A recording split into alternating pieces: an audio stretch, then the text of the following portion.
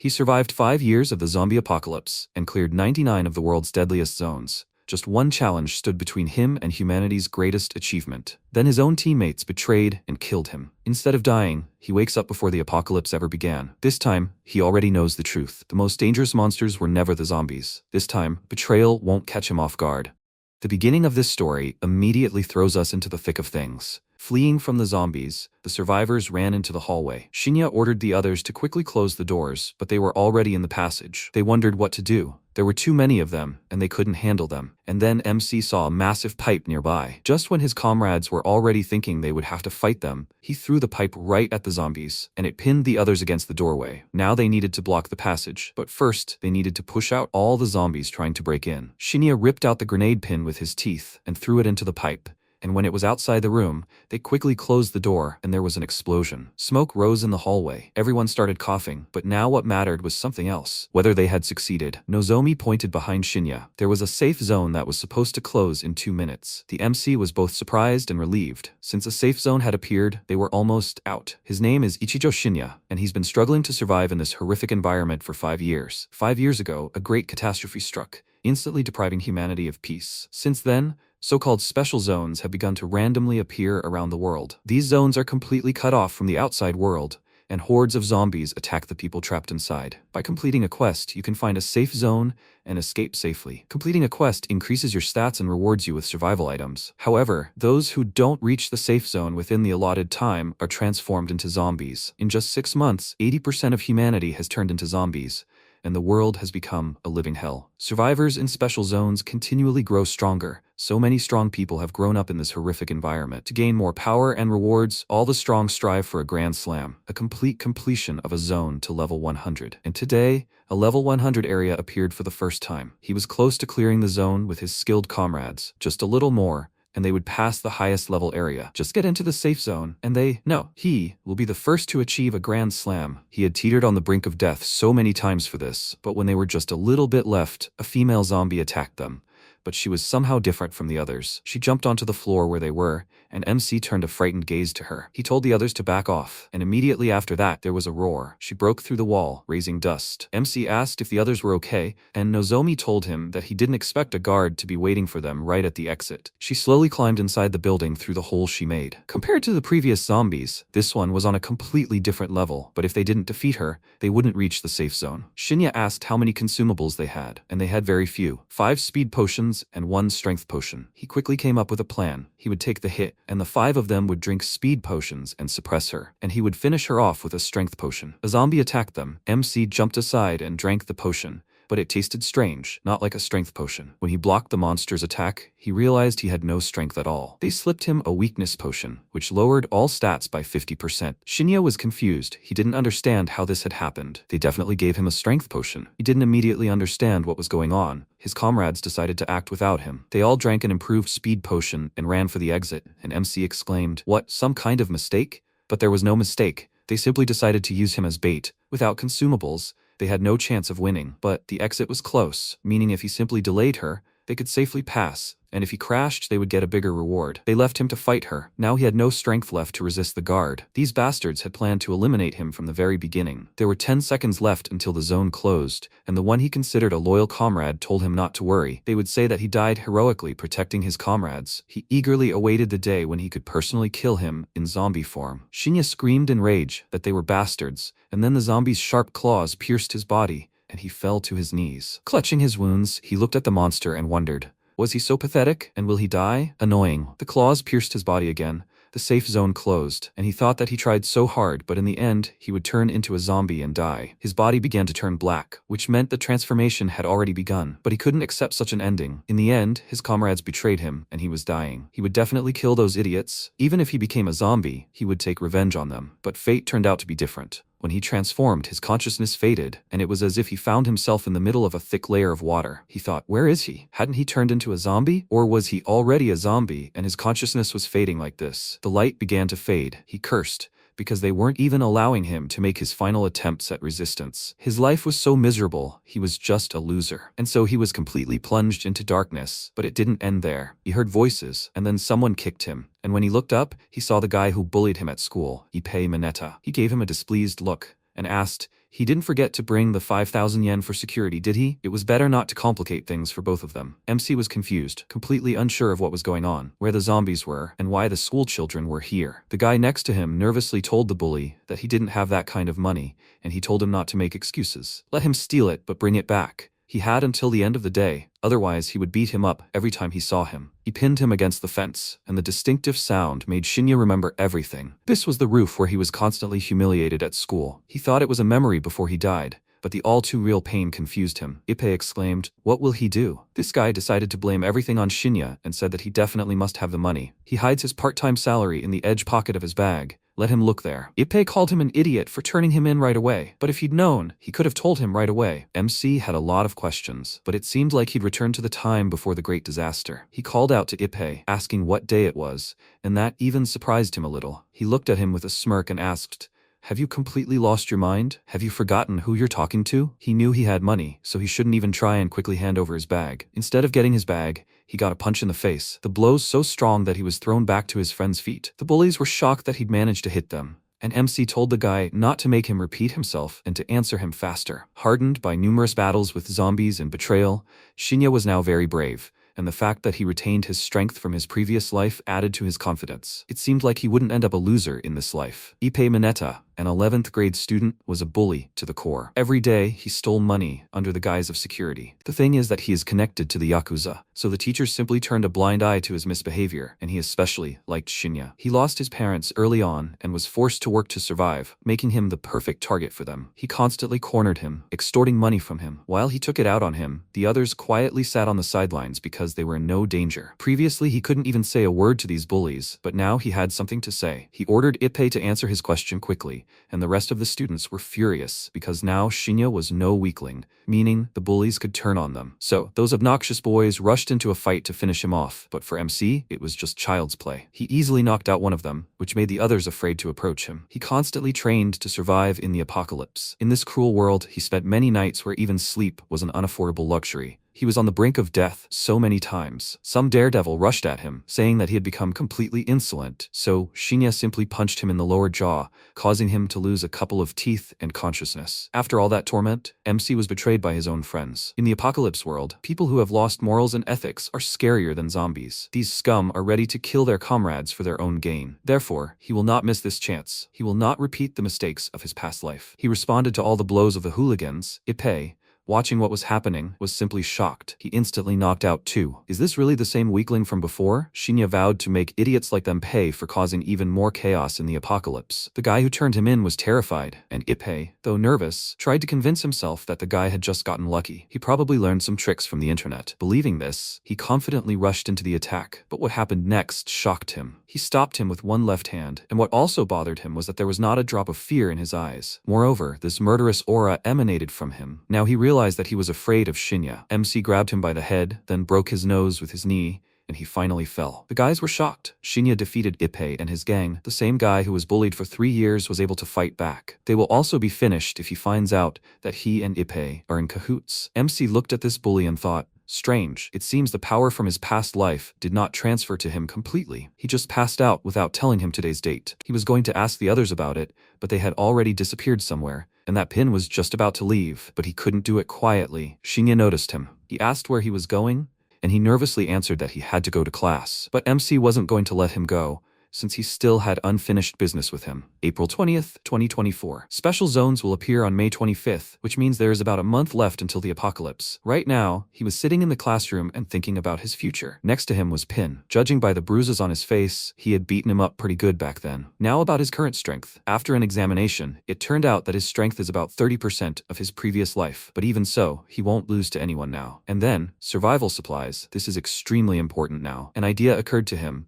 He tried to open his inventory, and he succeeded. It turns out the system had also transferred. Only if before he was level 50, now he was back at level 1. After the start of the apocalypse, special zones began to appear all over the world one after another. Society completely disintegrated, and humanity, deprived of protection, plunged into an abyss of horror. Survival became humanity's primary concern. In a world without order, a struggle for resources began. People, overcome with despair and selfishness, harmed others without hesitation for the sake of resources. Since the regions are chaotic, it is impossible to store supplies in one place, so all of humanity received a level 1 inventory. Supplies obtained could only be stored in one's own inventory. Anything can be placed there, but since time does not move in it, living beings are not preserved. An advanced inventory can store more supplies, increasing the chances of survival. In his past life, he desperately expanded his inventory and brought it to the size of a basketball court. Although level 1 dropped, it is not so scary because he escaped death. Now his main goal is to expand his inventory and stock up on supplies. Expanding his inventory requires money, and lots of it. The strength and experience inherited from his past life,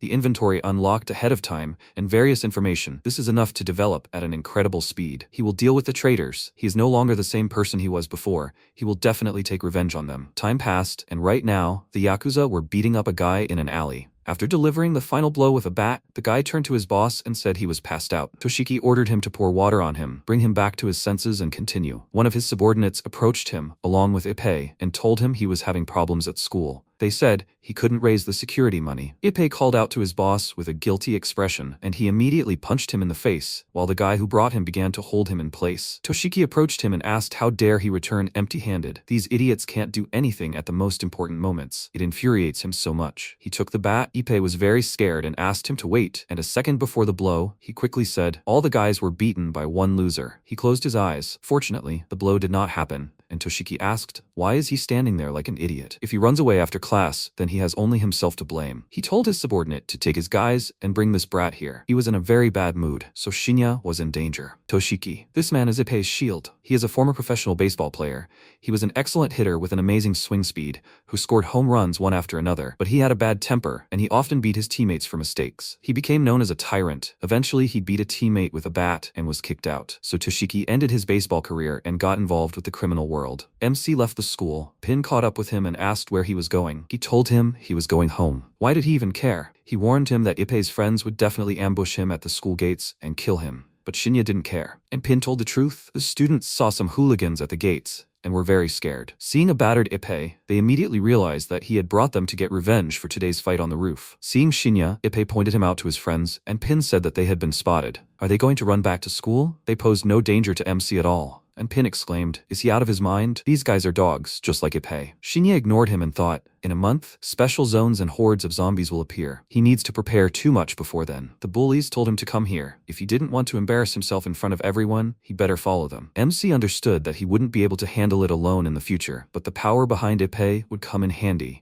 So he obediently went with the bullies. The students who saw this were very worried and were sure he wouldn't come to school tomorrow. The guys brought him to this alley to their boss. Shinya's plan began the moment he hit Ippei. Toshiki approached him, measured him with his gaze, and he thought, does he think you're a hunter? But as soon as he relaxes, he'll become the prey. Toshiki noticed that he was very calm, and Ippei asked with a smirk, is he pretending? But is he really afraid? They'll show him what happens if he angers them. If he kneels and apologizes, maybe they'll forgive him. Otherwise, he'll never return home. Another guy threw an arm over his shoulder and asked, does he even realize who he's dealing with? He needs to prepare at least 1,000,000 yen. The MC immediately punched him in the face, shocking Toshiki. Then one of his subordinates lunged at him with a bat, but he managed to dodge the blow by ducking in time. After that, he kicked his attacker in the chest, pushing him away, and then some thug jumped on him from behind and grabbed him. The guys decided to take advantage of the opportunity and break his legs, but unfortunately, the dropped bat rolled right at his feet. He deftly tossed it and hit the thug in the head, then grabbed the bat and returned the other guy's blow, knocking the weapon out of his hands. Immediately after that, he punched him in the face, but too late noticed that the second guy had run up to him from behind. He hit him with the bat. He was already glad that it hit him, but Toshiki saw everything. It was not so at all. He blocked the blow with his bag. The guy who attacked him was shocked, and then he kicked him in the head, and he fell right at the feet of his boss. Ippei was very surprised. He dealt with everyone in an instant. Why did he suddenly become so strong? But he doesn't care. Their boss is not to be trifled with. He will put him in his place immediately. Toshiki slowly approached Shinya and swung the bat, which he deftly dodged, and then struck again. MC dodged again and attacked in response. He noticed the bat right in front of his face in time and leaned his body back to avoid the blow and then retreated. He nervously clenched his teeth and thought that he was pretty good, both in defense and in attack. Not a single wasted movement. Is this guy really a schoolboy? His eyes suddenly widened. Shinya approached him in a second and raised the bat above him, after which he said, he's too open. He hit him on the head, broke his nose, and he immediately fell. Ippei was shocked by this sight. How did it happen that his boss got hit, covering his bleeding nose with his hand? Toshiki thought that a schoolboy couldn't have such strength and speed. That look, full of murderous rage, Ippei dealt with a real monster. He raised a frightened look at Shinya. This guy didn't respect them from the very beginning. He excitedly asked him not to continue the fight. He would get out of this matter and let him do whatever he wanted with Ippei, and he could take his place too. But he didn't care about Ippei. He needed him. Time passed, and at night, Toshiki went to a nightclub to see his friend Hirakuri and told him everything. He laughed and asked, did he really let a schoolboy beat him up? It's hard to imagine. Toshiki asked, so is he in or not? This guy is no ordinary schoolboy. He asked, so he wants him to kill him? There was no reason to refuse such an easy job. Only a third of the profits from his territory would go to him. He was indignant. Such a price for one brat? Was he making fun of him? He reminded him that he was the one who needed help. Plus, the tournament was coming soon. Everyone needed money, and if today's news spread, his territory would be ruined. Toshiki grew nervous and wondered what the boy's words meant about raising him to the top. Had someone led him to him? In any case, he couldn't leave him alive. He agreed, but on one condition, that everything be done tonight. Hirakuri invited him to stay and celebrate a good deal with him,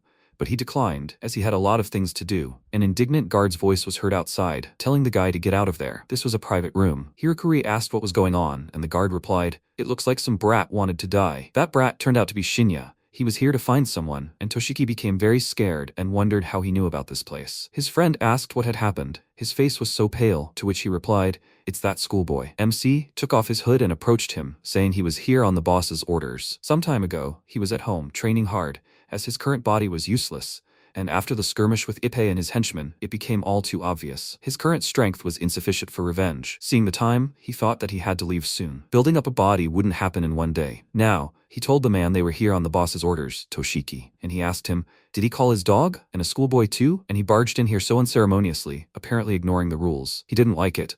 Toshiki responded that it wasn't his subordinate at all, but Shinya didn't let him finish and said, as ordered, he cleared out everyone outside. Only this place remains. Hirakuri suspected something was wrong. He didn't believe him, but just in case, he decided to check the security cameras and was surprised. He really did knock them all out. His friend asked with a smirk, did that snotty guy beat everyone up? Was he kidding? Did he drink something bad? Toshiki was incredibly nervous and wondered if he was even in his right mind. Was what he said about lifting him to the top really serious? What had he gotten himself into? The man immediately pounced on him, intending to hit him on the head with a bottle, but it suddenly shattered, and he was very surprised. It turned out to be Shinya's doing, but he wondered how he had done it. Such quick reactions. He didn't look like an ordinary schoolboy. He ordered his subordinates to quickly grab him and asked Toshiki, so he came here prepared? He didn't think he had a chance against him, did he? Their organization has a rule, don't touch your own, and since he broke it, there would be consequences. He reached for another bottle. The man raised his hands in panic and asked him to wait. It was just a misunderstanding, but one of his subordinates grabbed him and he exclaimed, he asked him to deal with this brat. He doesn't even know why he came here. The man said that he didn't care about this guy. What was more important was that if he killed him, the entire territory would be his. On the contrary, he was grateful to him for breaking the rules. Toshiki cursed. He couldn't die in this hole, grabbed the guy who was holding him, and threw him over himself, breaking the table. He understood that trying to explain was useless. He simply wouldn't listen, but he would never let him kill him so unfairly. And anyway, what was this brat up to? Meanwhile, two guys pounced on him. He grabbed one of them and pushed him into the other. Then he quickly jumped back to dodge, and then the MC threw the guy at him and punched him with all his might. They both fell on the table, and the man in shock thought, did he take out two with one punch? And he didn't make a single unnecessary move. Who the hell is this guy? He ordered his other subordinates to kill him, and they all pounced on him. Shinya dodged someone's fist, then hit the guy in the neck and head. It was the next guy's turn. He quickly dealt with him, and then his friends grabbed him and began to hold him in place so that the other could beat him up. He ran at Shinya with an enraged scream, but due to his clumsiness, he tripped over the body of his comrade and accidentally smashed a glass on his friend's head. MC quickly freed himself from his grip and stepped on the foot of the thug who was still holding him, causing him to let go, who immediately elbowed him in the face before turning on the others. He landed precise and rapid blows on each of them, knocking them out, and their boss, incredulous, asked, is this a joke? He'd taken them all out single-handedly. If this kept up, he was finished. They couldn't let him go alive. He pulled out a gun, a shot rang out, and Shinya immediately turned around. Hirakuri dropped the gun, and Toshiki knocked it out of his hands and said, he won't let anyone point a gun at the boy. The man angrily reminded him that he'd beaten him up, so he shouldn't interfere so he could finish him off. Toshiki said that even if he died, he wouldn't leave here alive, so it was in his best interests to keep him alive. The man took a bottle of alcohol and decided to finish him off first, but he thought, how is he doing this? Is he really an ordinary high school student? Because of him, his escape routes are completely cut off. Even if he escapes today, the organization won't let him go. But this brat is his only hope now. He gathered his strength into a fist and punched the man in the face, and he fell right next to his gun. Quickly Quickly grabbing it, he pointed it at Toshiki, and with a smile on his face exclaimed, "Have the two of them decided to kill him? Now his territory will be his." But he completely forgot about Shinya. He jumped and kicked him in the face and knocked him out. Toshiki sat down on the couch to catch his breath and thought, this brat took out not only him, but everyone else as well in just one day. MC approached him and asked what his answer was. He was referring to their conversation during the day. He answered him that the organization wouldn't forgive him anyway, so he had no choice. And why did he choose him? He told him that he just happened to meet him first. That's the whole reason. And Toshiki said, then he should thank this coincidence. Otherwise, he would be lying around with them now. By the way, what is he going to do about this mess? Shinya told him to make it his territory. He also said to raise him to the top. Toshiki said that he will try, but soon the organization will find out about what happened, and then they will both be hunted. What is he planning next? What should he do? He told him that he does not want to be seen in public, so he will be his boss. Like tonight, he will expand his influence and push him to the top. Let him get all the organization's money down to the penny and give it to him. Toshiki was very surprised. They needed to talk about so much, but now his mind was completely blank because of the recent chaos, and so he just offered him a drink to this crazy plan. The MC pulled his cap on his head and headed for the exit, asking, did he forget or something? He's still a schoolboy. By the way, does he have money? Toshiki was even confused at first. He never thought he'd ever be asked for money. He gave him everything he had on him and said, if that's not enough for him, he'll rob someone else. But he doesn't need more. The main thing is enough for a taxi. The man was surprised.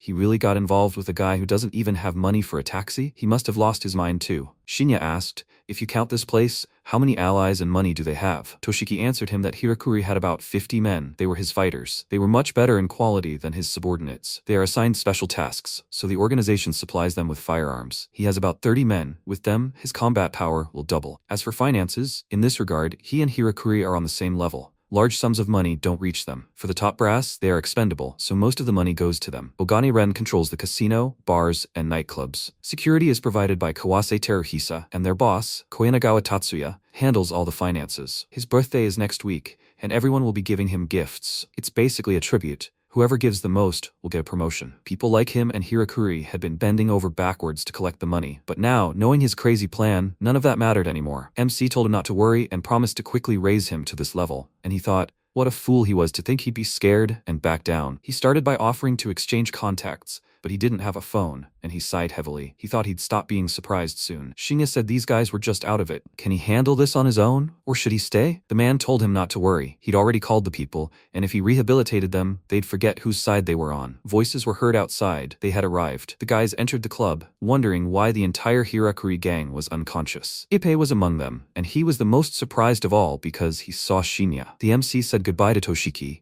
but he asked him to wait and ordered Ippei to come over. He immediately ran up to him and asked, didn't he just buy a new phone? Let him give it to him. He handed it to the boss without a second thought. Then he gave it to Shinya, telling him to use it. All the contacts are already here. He refused, but the man insisted and threw his arm around his shoulder. They are a team now. He can't let anything happen to him. How many people does he need? He didn't like that he was acting so frivolously with him and threw his hand off his shoulder, telling him not to get cocky and just follow his instructions. That's all. After that, he headed for the exit, and Toshiki asked Ippei if he was really his classmate. He told him that he used to be a real coward, and the man asked if an ordinary coward could take out the entire gang single-handedly. When he learned that Shinya did it, he was very surprised, and the man thought the aura of a killer emanated from him. He is very cautious, does not trust him completely. In any case, one thing is clear, he really is crazy. He texted him that they were going to the casino tomorrow. Stepping outside, MC thought. He didn't need a team. He had only one goal, revenge. The girls next to him enthusiastically pointed to a huge screen on the wall of the building, which showed the handsome Ijuin Nozomi,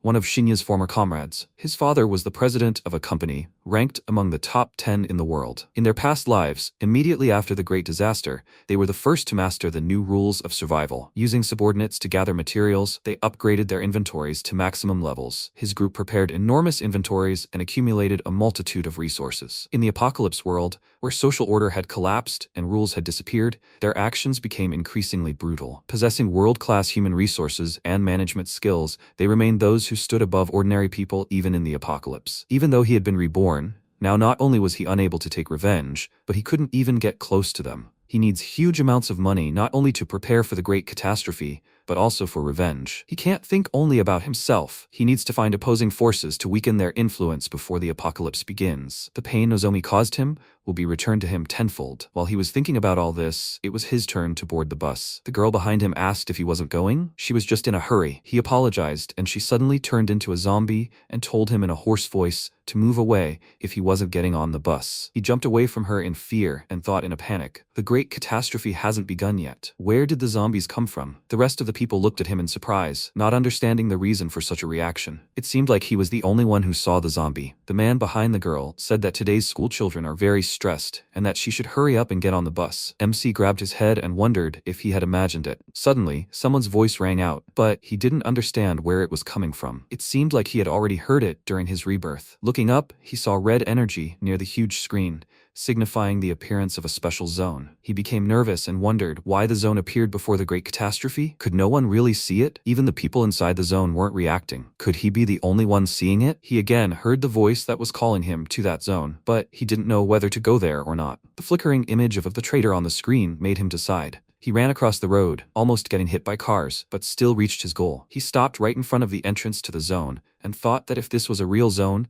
then he could get there a month earlier. The consumables obtained inside were impossible to obtain in the real world. This way, he would be able to expand his inventory even before the catastrophe began. He didn't care about the risk, but it was worth it. He entered the first level of the special zone. All the people disappeared, and zombies appeared in their place. A system notification appeared in front of him, giving him a special task. He had 1 hour to kill 15 zombies and 1 mutant, then find a safe zone. The reward for completing it would be 5 times greater. This confused him. This hadn't happened in his past life. Maybe it had something to do with his reincarnation or that voice. In any case, the situation was clearly in his favor. Now, the main thing was to figure out how to complete this task. In his past life, even finding a safe zone was difficult for him at first.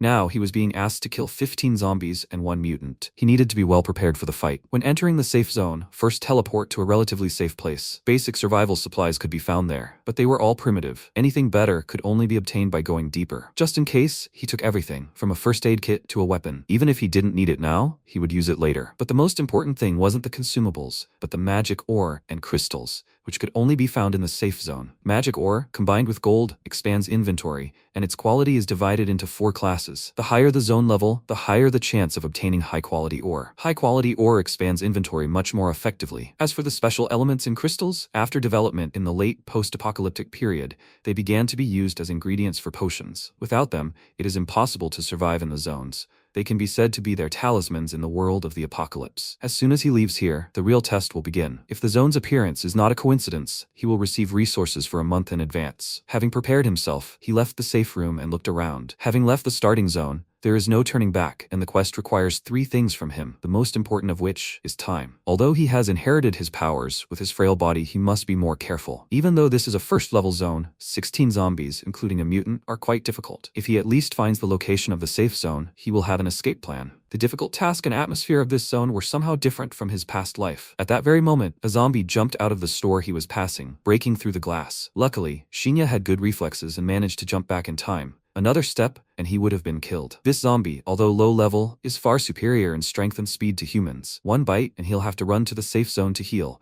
unless he wants to turn into a zombie. For him, he's a serious opponent now. Once he spots a target, he won't let go, so conventional means can't stop him. But they still have a weakness, and that's their head. He struck with an axe, and as soon as the head fell off the zombie's shoulders, the system counted it as a kill. He moved on. The safe zone in the low-level zone is quite easy to find. If he goes in the opposite direction from the start, he'll easily find it. Since he was alone here, any mistake could be fatal, so he needed to avoid fighting multiple zombies at once and save his strength for the fight with the mutant. There were several zombies on the stairs he was descending, and when he saw one of them, he became very nervous. It turned out to be a mutant. The zombie noticed him and rushed to attack. It was a level 10 zombie of the Gasson species with reinforced arms. He was scared and prepared for battle, wondering why the mutant had appeared so early, and then the zombie punched him. He tried to block the blow, but was simply thrown back. Gasson is an extremely aggressive zombie. If you fall into his hands, he will simply crush you. In his past life, at the beginning of the apocalypse, he killed many people. The zombie pounced on him again, but he managed to dodge and,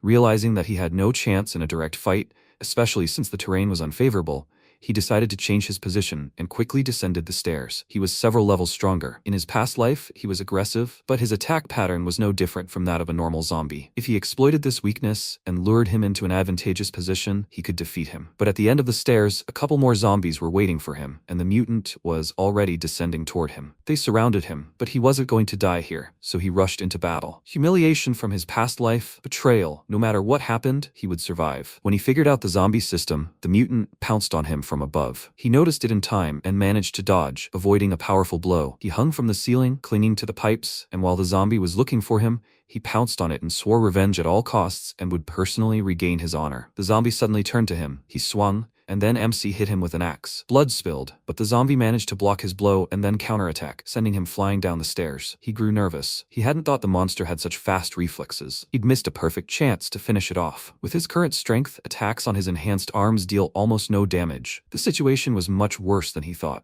He stood up, and his gaze accidentally fell on something glowing on the very first floor. There was a safe zone there, which surprised him. He decided to get closer to it just in case, and at that very moment, the zombie charged at him. He reacted quickly and jumped aside, and the zombie rammed through the railing and fell to the first floor. Everything went quiet.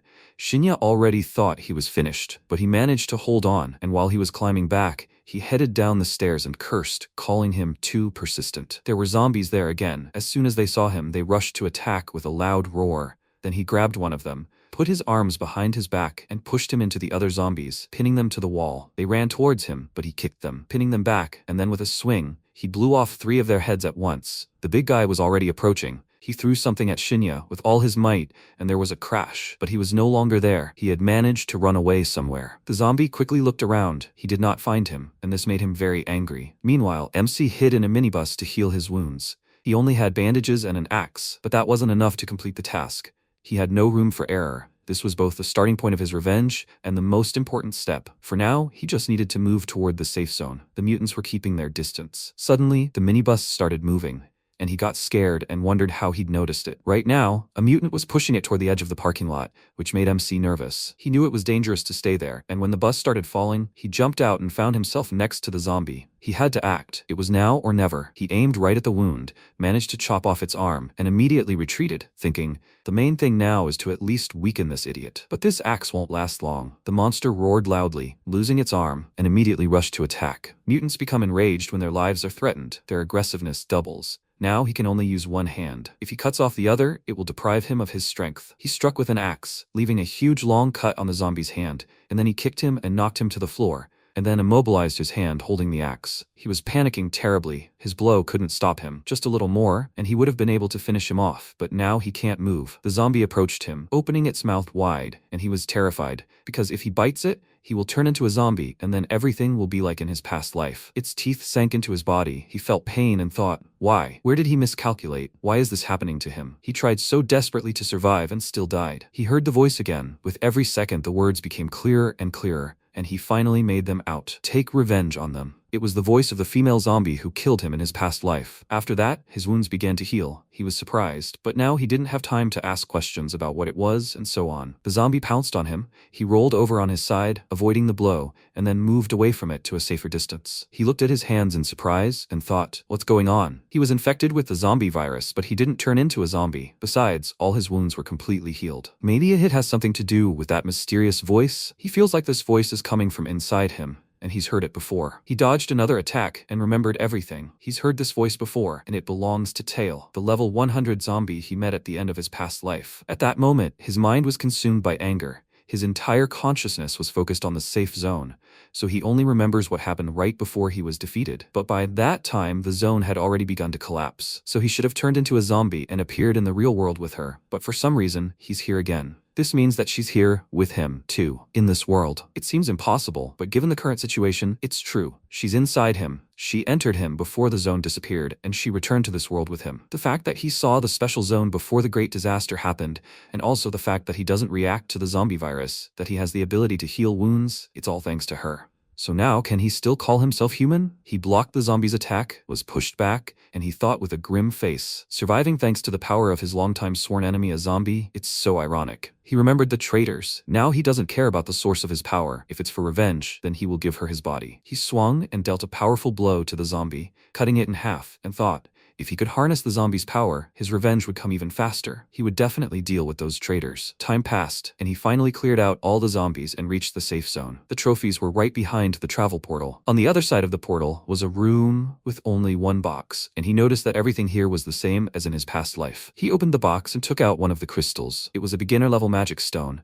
and the rewards were indeed 5 times greater, as promised in the quest. The special zone had appeared earlier than planned, but would he be able to use the items the same way he had in his past life? His inventory was level 1, and 5 beginner magic stones should raise it to level 3. He decided to give it a try, opened his inventory, and leveled up, adding 5 additional slots. After that, he could finally exit the zone. As expected, the magic stones could be used, and then the next few months would be very important for him. Not only trophies, but also the stats that increase after completing a special zone are also increased 5-fold. Besides, there's something else he wants to test. This crystal contains a zombie virus, and if processed, it can be used to create various potions. But he knows little about it. If handled carelessly, it can accidentally turn people into zombies. His thoughts were interrupted by a girl's shriek, begging the man to let her go. He led her into an alley, offering her some fun, and Shinya had a brilliant idea to test the crystal on that drunk man. He passed by, deliberately pushing the drunk, and the girl took advantage of this and ran away. He didn't pursue her, as he was already bored with it all, and decided to go somewhere for a drink. The next day arrived, the alley was cordoned off by the police, and a body was found there. Paramedics arrived at the scene. A police officer saw Kurizano and said they'd been waiting for him. It was the first time they'd seen anything like this. He led them to the body. It was the drunkard. His body was severely swollen and blue, and it was covered in blisters. Kurizano immediately smelled alcohol and chalked it up to poisoning,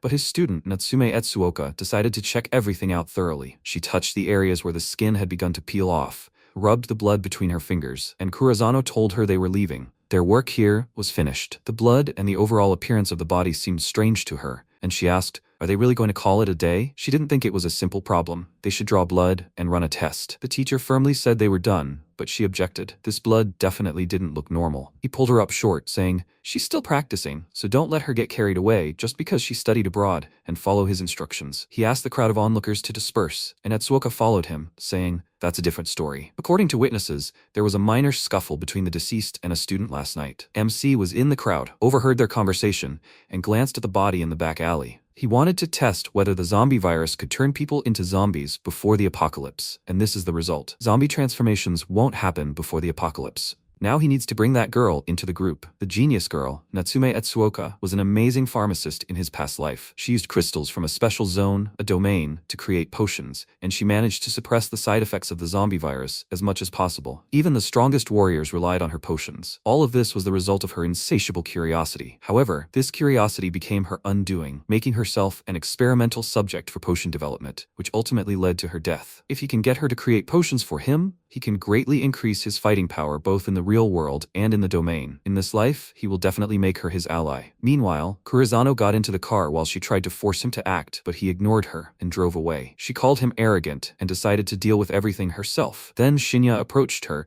and said that he was the student she was looking for. They went to another place to talk, where Toshiki was already waiting for them. Ippei asked why he was renting such a place and was in a hurry to clean it up. He responded by asking how he should know. His classmate called him, and he came here. Soon Shinya came here with Etsuoka. He immediately asked how the work was going, and the man said that he had prepared everything. But how did he know that there was an unused lab in such a place? Etsuoka passed by Ippei, and he immediately fell in love with her beauty. But she is more interested in all sorts of scientific things, not guys. At the sight of such a large lab, she immediately started running around it and examining everything with delight, and Toshiki told Shinya that the cleaning was finished.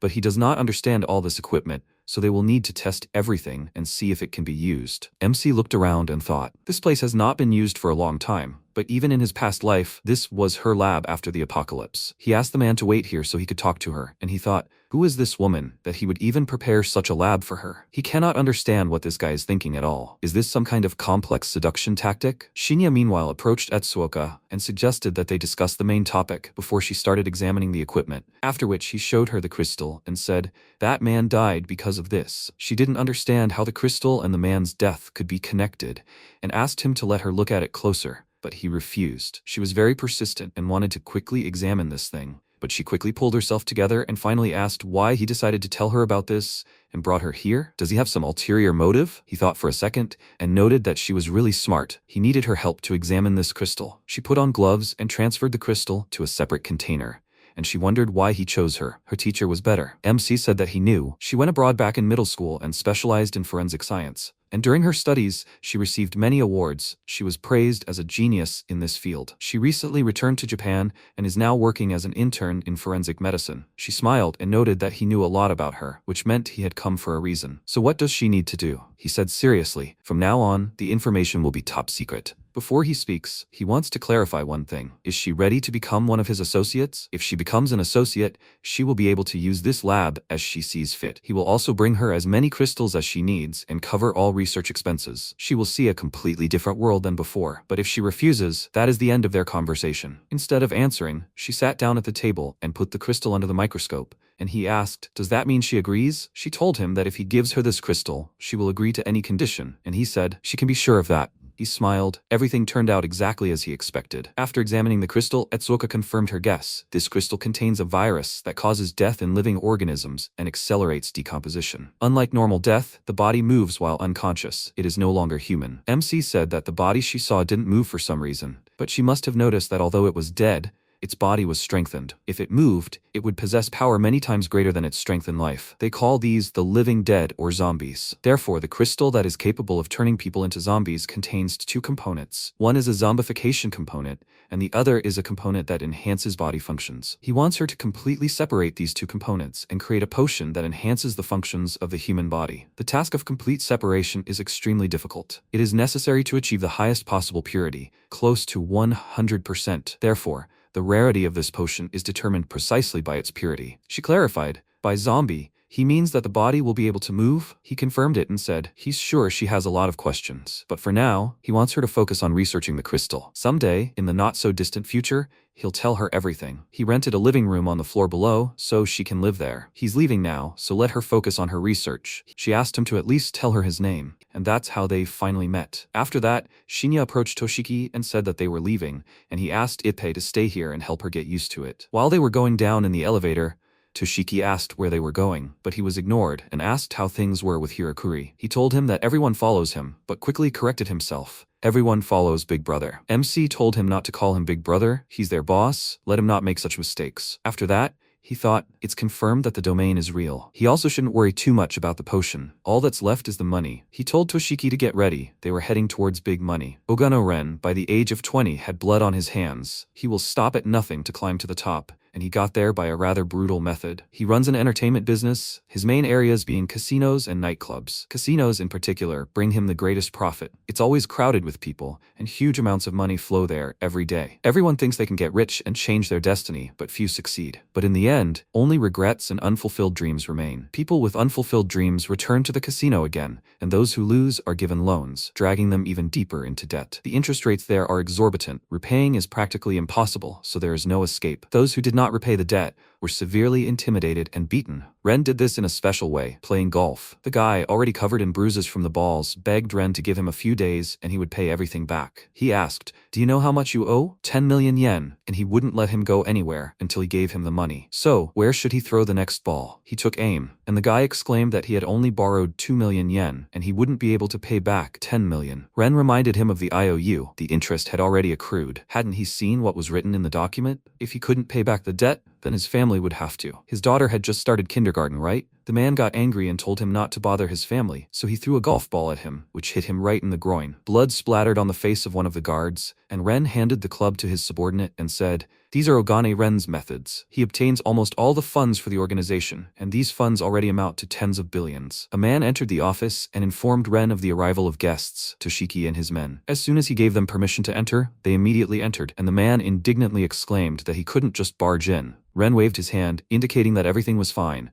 and Toshiki, noticing the man being dragged out of the office, noted that he was still as cruel as ever. Ren responded, he is cruel, but not as cruel as him. He heard about Hirakuri's territory, and it seems to be true. So, what do they want? Toshiki answered him that the boss's birthday was coming soon, and he was wondering what they could do for him. Ren said, he knows. He doesn't make deals unless they are profitable. If he wants to stand out in the eyes of the boss, he can help him, but in exchange he must give him his territory and Hirakuri's territory. Toshiki was indignant. He would not give up the territory for which he had risked his life. Ren called him a fool. He had his eye on his territory for a long time, and he can't believe that they came here like this, and only 3 of them. He thinks they underestimate him. When Toshiki found out that they would go with only 3 of them, he was also very surprised because the casino security is 100 people. Shinya told him to just follow his instructions. They won't win if they go head-on, they need to cut unnecessary losses. Let him just create a distraction at the other entrances to buy them some time. And when it comes to money, let him always act tough. He's the boss, so that day, let him make him follow orders. Toshiki understood everything. At that moment, he plucked up his courage, grabbed a pencil from the table and was about to stab Ren's hand with it.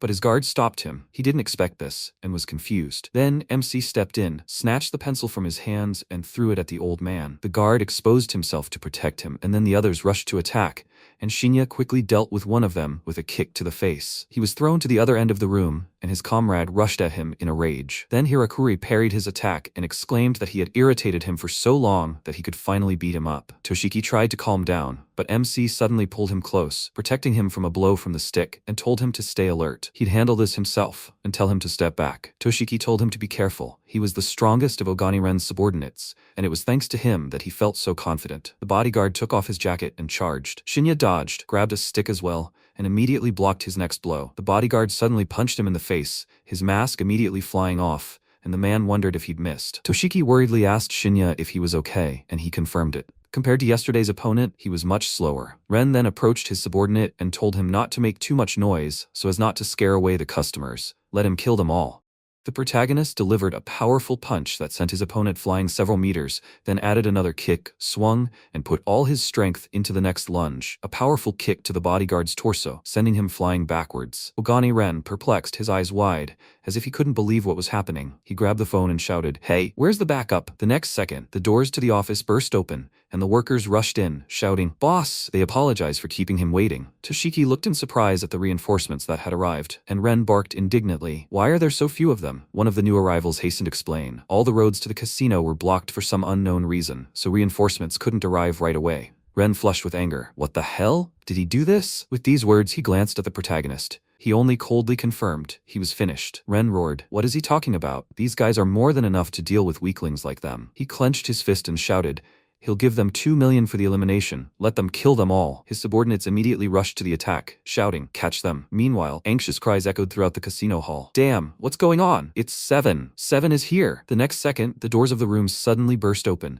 and Ren flew to the floor. Those present froze in amazement. What? Isn't that the owner of the establishment? What's all that noise? Is this an internal conflict? Then the protagonist entered the room. Toshiki, turning sharply, noticed the attackers lying unconscious, and mentally noted, he dealt with all these elite guards single-handedly. Then he stepped forward, spreading his arms wide, and calmly said, "Nothing special, just a small problem." Smiling, he added, "Allow me to introduce myself. From today on, he's the owner of this place. His name is Toshiki. To celebrate this occasion, everyone will receive 10,000 chips, so please enjoy the game." The crowd erupted in joyful shouts. "Hooray! Wonderful! Thank you!" Then Nozomi stepped forward and declared, "This is a great move." Toshiki glanced at him in surprise, and someone else whispered in amazement, "It's Nozomi! Why is he here?" Toshiki looked at the guest and said, Well, he didn't think he'd see him here." Nozomi calmly replied, "He sometimes comes here to relax." He heard a noise from the VIP room and decided to check out what was going on. What had all this turned into? He wanted to add something else about his friendship with Ren, but before he could, Toshiki interrupted him. Now they can be friends. Nozomi looked in surprise at the protagonist, who confidently walked forward. He put his hand on Toshiki's shoulder and quietly said, "Hey, wait, don't do that, okay?" The protagonist looked at him with a gaze full of cold fury, and Toshiki couldn't help but turn pale with horror, thinking, what a terrifying bloodlust. Then Nozomi turned to the approaching protagonist and asked, could he help him? Judging by his appearance, he was still a student. The protagonist chuckled to himself. He couldn't believe they had conspired at such an early stage. Minagawa Tatsuhiro, Ishizaki Lala, Rick, Iramon, Nozomi, all these people, heirs to a company dominating the financial industry. Even after the apocalypse, they remained carefree because they had removed all obstacles. So the plan to lure him into a trap had been in the works for a long time, right? At that moment, Ren desperately grabbed Nozomi's leg and begged for help, promising to pay him as much as he wanted. Nozomi smiled slightly and, extending his hand, replied, of course. He had been in his debt for many years, so at least this. But before he could finish speaking, a few drops of bodily fluid splashed in his face. He immediately stopped Tatsuhiro with a wave of his hand. Never mind. Then he looked at the protagonist, abruptly grabbed him by the jacket, pulled him towards him, and, almost touching his ear, muttered, dealing with someone like him was easier for him than having breakfast. If there weren't so many people here, he would have killed him right now. But he was lucky. He survived today. After that, he turned around and said, it's boring here. let's get out of here. But the next second he was called out, he finally said, they'll see each other again. Nozomi turned slightly, giving the protagonist a serious look, and then ordered Tatsuhiro to keep an eye on this insolent fellow. Tatsuhiro replied briefly, good. Meanwhile, Toshiki loudly announced, everyone can return to their business. The chips will be given out later. The protagonist frowned and mentally noted, he almost killed him. No, he won't let him die so easily. Not before he drives him into debt. Toshiki approached him and called out, brother. The protagonist looked at him questioningly. What? Toshiki started to say, it's dangerous to make Nozomi your enemy. His influence is. But before he could finish the sentence, the protagonist held out his hand in front of him and calmly said he understood. Something else is more important now. How much did the casino earn today? Toshiki stared at him in amazement. What? He'll check everything later. Why does he need this? The protagonist straightened his suit and firmly ordered, use every opportunity to buy gold. And make sure it was a spot deal. Toshiki was even more surprised. Money? Why? The protagonist straightened his tie and coldly replied that it was none of his business. He didn't care how much it cost. He needed to buy it and deliver it to the lab. He had things to do, so he would go first. With these words, he headed for the exit. Toshiki wanted to object, but the protagonist had already left. Meanwhile, calculations were running through the protagonist's mind. The inventory could only be expanded up to level 10 with magic stones. But to go beyond level 10, gold was needed. Level 11 required 360 gold, and after that, the need grows exponentially. In this post-apocalyptic world, vast amounts of gold were being used up quickly. He needed to stockpile as many resources as possible, and first and foremost, expand his inventory. He would leave gold mining to Toshiki and focus on finding special territories. Gold is a limited resource. If its reserves increase, Nozomi will have less. After a while, the protagonist's eyes suddenly widened. He looked around in surprise and muttered, this reaction. Is this a special domain? Where is it? Then he noticed flashes of red energy above the rooftops and exclaimed, there. Approaching closer, he froze in amazement. Is this a school? Not. Sometime later, in the classroom, Pin pulled out his chair and sat down. He worriedly thought, is Shinya okay? The next second, a stack of textbooks fell onto the desk next to him with a dull thud. One of his classmates sat down on the next desk and noticed, this is Shinya's seat. Pin shrugged and asked, so what? He's not coming anyway, right? The classmate replied,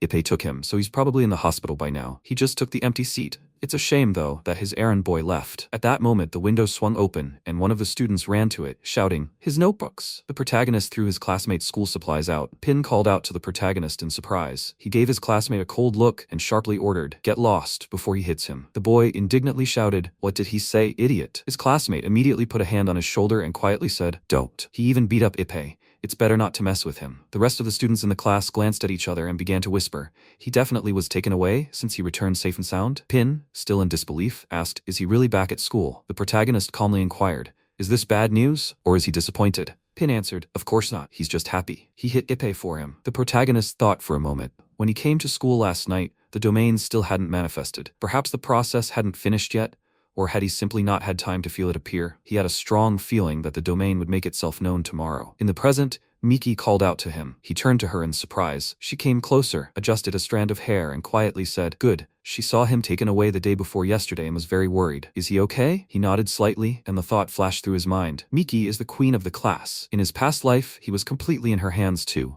With her beauty, she charms all the boys in school and uses them as obedient slaves. Miki smiled and declared, yesterday she couldn't eat the breakfast he usually buys her, so he should go and buy it now. Let's eat together today. She thought he wouldn't come back and was almost looking for her next errand boy. The protagonist calmly, almost indifferently, replied, buy it yourself. She was already an eyesore. Miki frowned sharply. What? She hadn't heard. She crossed her arms over her chest and mentally fumed. What's wrong with this guy? He's the one who's in everyone's eyes. One of the bullies immediately shouted at Shinya. He's an idiot. Why is he talking to Miki like that? Another classmate agreed. That's right, he should be grateful that she's even talking to him. Miki raised her hand, calling for everyone to calm down. She's fine, that's enough. They're all friends. But the boys didn't let up. No, this guy clearly looks down on them. He won't understand anything until he's faced with real cruelty. At that moment, Miki chuckled faintly to herself. Serves him right. This is what happens when you go against her. And the protagonist thought warily, can't he get at least a minute of peace? Just think, in his past life, he was bullied by guys like these. He even felt sorry for his old self. Then one of the bullies shouted at the protagonist again. Get out of here. He has no right to behave like this just because he dealt with Ippei. The next second, the protagonist lightning fast grabbed the guy by the head and sharply slammed him against the edge of the desk. The class froze in stupor. Someone muttered in confusion, what the? Is he okay? Miki immediately walked up to Ippei and, taking his hand, quietly said, Ippei, this is Shinya. A thought flashed through her mind. He came for revenge, right? Great, make him pay. You will make him work it all off. But Ippei abruptly pulled his hand away and coldly said, "Didn't she hear?" His older brother told her to leave. Miki froze, repeating in surprise, "Big brother." The other students looked at each other, whispering in confusion. Did he just say big brother? What even happened that day? The next second, Ippei suddenly shouted, "Hey, hurry up! She has to get out of here." Miki and the injured student obediently muttered, "Okay." Then Ippei approached Pin and muttered, "Let's go have breakfast, and he'll buy his portion today." Pin was about to object. He'd already eaten, but meeting Ippei's firm gaze, he quickly agreed. Okay. After that, Ippei turned to the protagonist and asked, "Why did he turn off his phone yesterday?" Etsuoka said she couldn't reach him, so he came to school. The protagonist replied indifferently, "Oh, he forgot to charge it." What did she want? Ippei leaned toward his ear and quietly said, "She said she wanted to talk, like she'd made some amazing discovery." A thought immediately flashed through the protagonist's mind. Could this really be about horn development? He nodded briefly. "Understood. You can go." After a while, the lesson began. The teacher loudly announced, "We're starting class. Open your textbooks to page 50. The protagonist glanced absent-mindedly out the window and mentally noted his quiet life was almost over. The next second, his eyes widened in astonishment. The entire classroom was suddenly drenched in bodily fluid. The system announced, "Entering a special domain, level 5, special mission. Reach a safe location within 20 minutes. Final reward, X5. The protagonist slowly rose from his seat and quietly muttered. He hadn't experienced this feeling in a long time, being suddenly thrown into a domain. In his past life, it had taken him a long time to get used to all of this. He walked leisurely around the classroom and added, "Okay, the main thing now is to find useful items." Grabbing a few rulers, he looked around skeptically. Is that all? There were no recovery items at all. It looked like this domain would be much more difficult than the last one. Then he turned his gaze to the door and declared decisively, "Okay, it's moving." This time, he wouldn't have to fight enemies, but time. Stepping out into the hallway, he muttered under his breath, "First, I need to figure out where the safe zone is." He had one advantage. This domain was free of unnecessary obstacles, and the map was perfectly composed. This would significantly reduce the exploration time. He quickly walked down the hallway and suddenly froze, staring out the window in surprise. He asked, "A safe zone?" "In the playground, but it was full of zombies." He immediately weighed his options in his mind. Obviously, breaking through was too dangerous. And anyway, he wouldn't be able to defeat them all in 20 minutes. At that moment, a pair of ominous red eyes watched him from the half-open office door. The next second, a zombie burst out with a roar and rushed straight at the protagonist. At the last moment, the protagonist managed to jump to the side, and the zombie, losing its balance, flew straight through the window, shattering the glass with a crash. The zombies already on the landing immediately raised their heads and let out a deafening howl. They rushed towards their fallen comrade. The protagonist froze, watching this scene intently, and suddenly understood everything. Why had they suddenly become so active? They surrounded the fallen zombie. It was all because of the sound. They reacted to noise. He quickly calculated a plan. If he could distract them from the safe zone for at least 15 minutes, he would complete the mission in time. The only place where he could create a loud enough sound was here. If he reached it, he could draw them all away from the safe zone at once. The protagonist walked down the hallway, still clutching the rulers, mentally rehearsing the route. He remembered the school's layout clearly. He was currently in the central wing, and the broadcast room was located on the top floor of Building 4. The plan was simple. Go through the connecting passage to Building 4, then cross the opposite side of the building and climb the stairs. That's where the right room was. Suddenly he spun around, peering warily into the gloom. He asked, "Are the zombies moving again?" Stopping by the window, he watched the crowd. They were converging on their previous location. Did that mean they were guarding the safe zone? Or was it just a coincidence? The next moment, he spotted a lone zombie and, squinting slightly, muttered, "He'll try it on him." Not a second passed before another zombie fell from the window, and the entire crowd immediately rushed toward the source of the noise. The protagonist nodded slightly, confirming his own guess. They definitely react to sounds. If anything unusual were to sound, they would run in that direction. And the fastest of them were the elite zombies. He thought those who had exceptional physical abilities in life become elite after the transformation. Their abilities are fully revealed. They are not as strong as the mutated types, but far more dangerous than the ordinary ones. And just at the moment he was thrown into the domain, a physical education lesson was taking place on the playground in the sports department. That's why most of the zombies there are elite. Having checked the source of the sound, the crowd soon returned to the safe zone. The protagonist firmly stated, "In this situation, I only have one chance. Mistakes are unacceptable." He glanced around the dark corridors where the shadows seemed to thicken and added, "The decisive moment is the breakthrough to the broadcast room." The next second, a zombie burst out from around the corner, clutching a shovel, and two pairs of red eyes gleamed from the half-open door behind him. Without wasting a moment, the protagonist lunged forward, placed the ruler around the opponent's neck, and jerked the weapon toward himself. His thoughts, meanwhile, raced furiously. 1 minute left. It was about 5 minutes from the broadcast room to the sports field, and that was assuming nothing got in the way. In this scenario, speed and strategy were the only path to victory. After some time, he reached the connecting passage. Carefully closing the door behind him, he quickly assessed the situation. 3 regular zombies. There was nowhere to hide in this passage. Going around would waste too much time. Therefore, he had no choice. he would have to fight his way through. The next second, the zombies noticed the protagonist. He rushed forward, mentally repeating, he mustn't make any loud noises or he'll attract all the zombies from the building beyond Building 5. He had to finish these off instantly. With these thoughts in mind,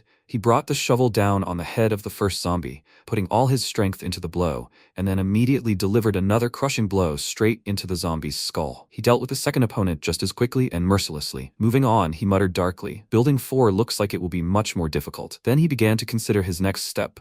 The stairs leading to the broadcast room were at the end of the corridor. He carefully opened the door and surveyed the room. He thought, Building 4's structure is more complex than the other buildings. The zombies are not visible, but there are plenty of secluded places where they can hide. There is no time to devise a perfect plan. He will have to act according to the situation. At that moment, a zombie stood motionless behind the door, waiting for the right moment. The protagonist caught a glimpse of a shadow out of the corner of his eye, a swiping figure, and instantly jumped to the side, barely dodging a powerful blow. He was thrown sideways, landing heavily on the floor, and the shovel fell with a clatter beside him. He glanced up at his opponent and wondered if an elite zombie was hiding behind that door. A reflection of a shovel blade flickered in the dim light, and then he spotted several more silhouettes. He thought, damn, that sound attracted more zombies. A group of monsters rushed towards him from all sides.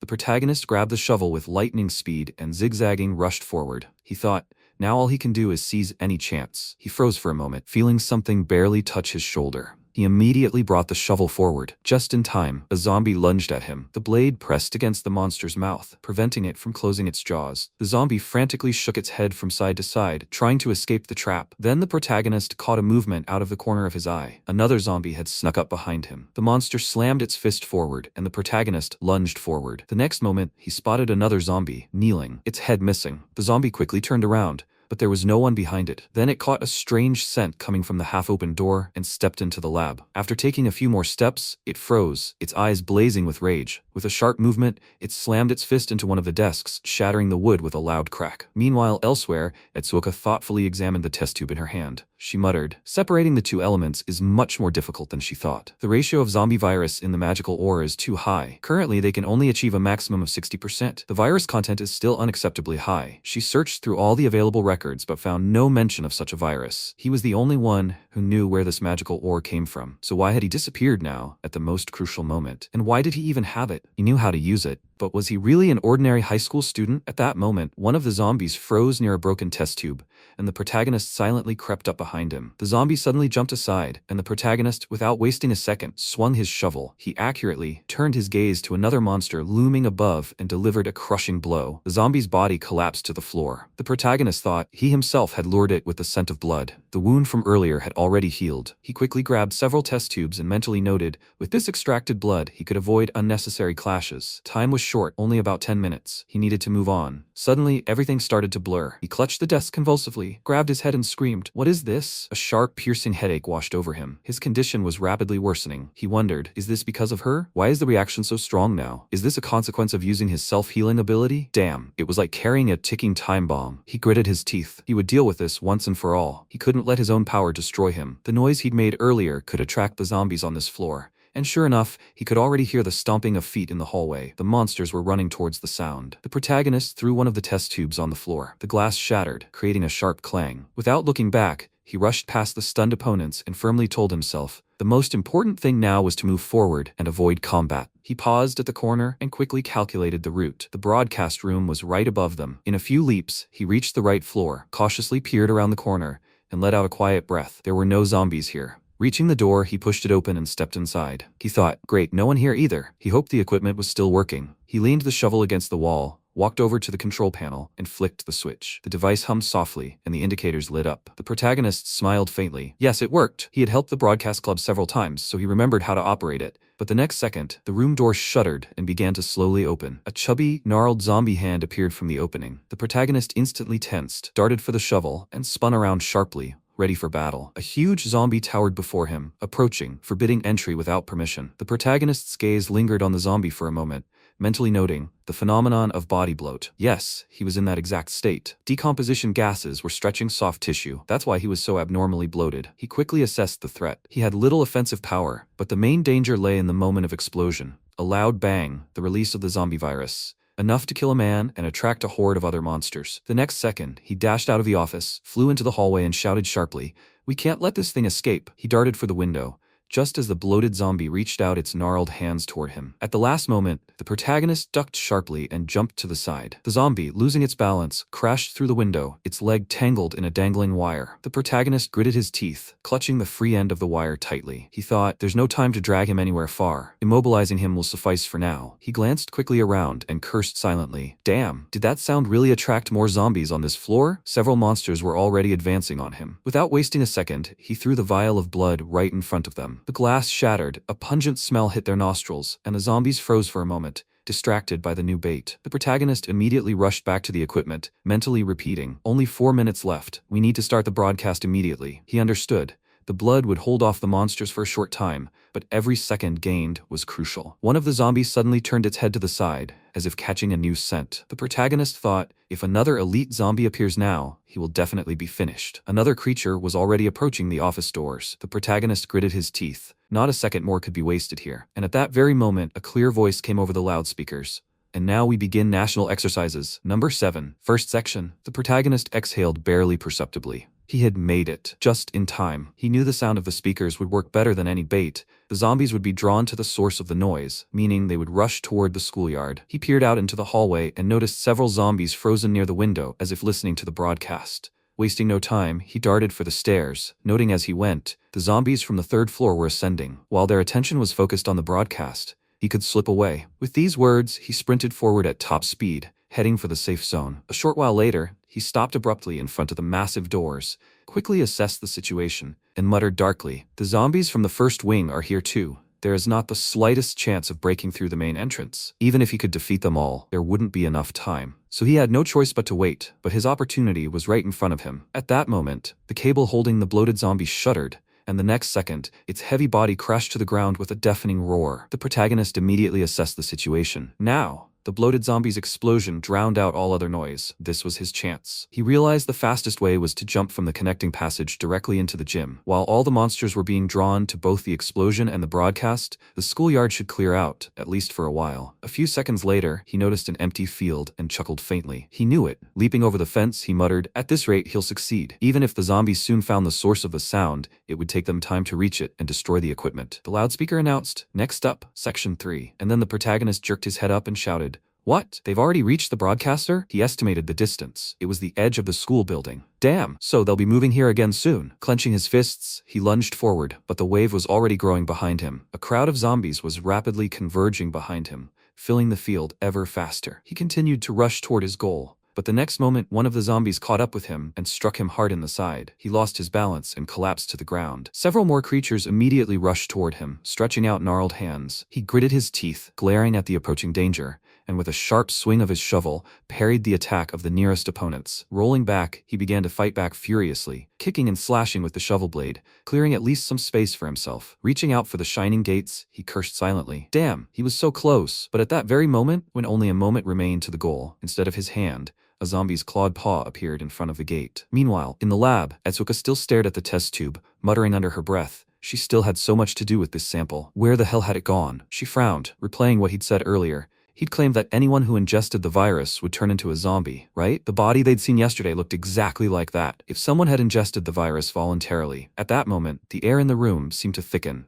the atmosphere shifting dramatically. Etsuoka suddenly looked up and noticed the figure of a zombie girl in the corner. Her eyes widened in astonishment. Who was she? A few seconds ago, the zombie girl had attacked the advancing monster with lightning speed and thrown it into a pile of already defeated opponents. The protagonist, still dazed, stared at her. Why had she saved him? She only stared back silently. He raised his voice. What was she doing here? The zombie girl turned to face him and slowly began to approach. He recoiled and screamed, "Stay back." At that moment, thorny vines erupted from the floor and tightly wrapped around his leg, preventing him from retreating. The zombie girl lifted his chin slightly, as if studying his face. He cried out, "What is she trying to do?" But the next second, she burst into manic laughter, and then everything suddenly changed. The protagonist barked loudly. What is she planning to do? Etsuoka, who had just reached out to him, froze with a surprised look. He abruptly grabbed her by the throat, swung her arm, and in one motion threw her to the floor, looming over her. She blinked as if just waking up and quietly asked, "Shinya, is he awake?" He glanced around the room and croaked, "This place, is he back in the lab?" At that moment, Etsuoka abruptly pushed him away from the chest. He collapsed on the floor, and she darted to the side, trying to catch the test tube that flew out of her hands. Her fingers closed around the glass, and she breathed a sigh of relief. It's good that that it didn't break. The protagonist rubbed the back of his head and muttered, "Crazy." Then he stood up, extended his hand to her, and said more calmly, "Is she okay?" He apologizes for that.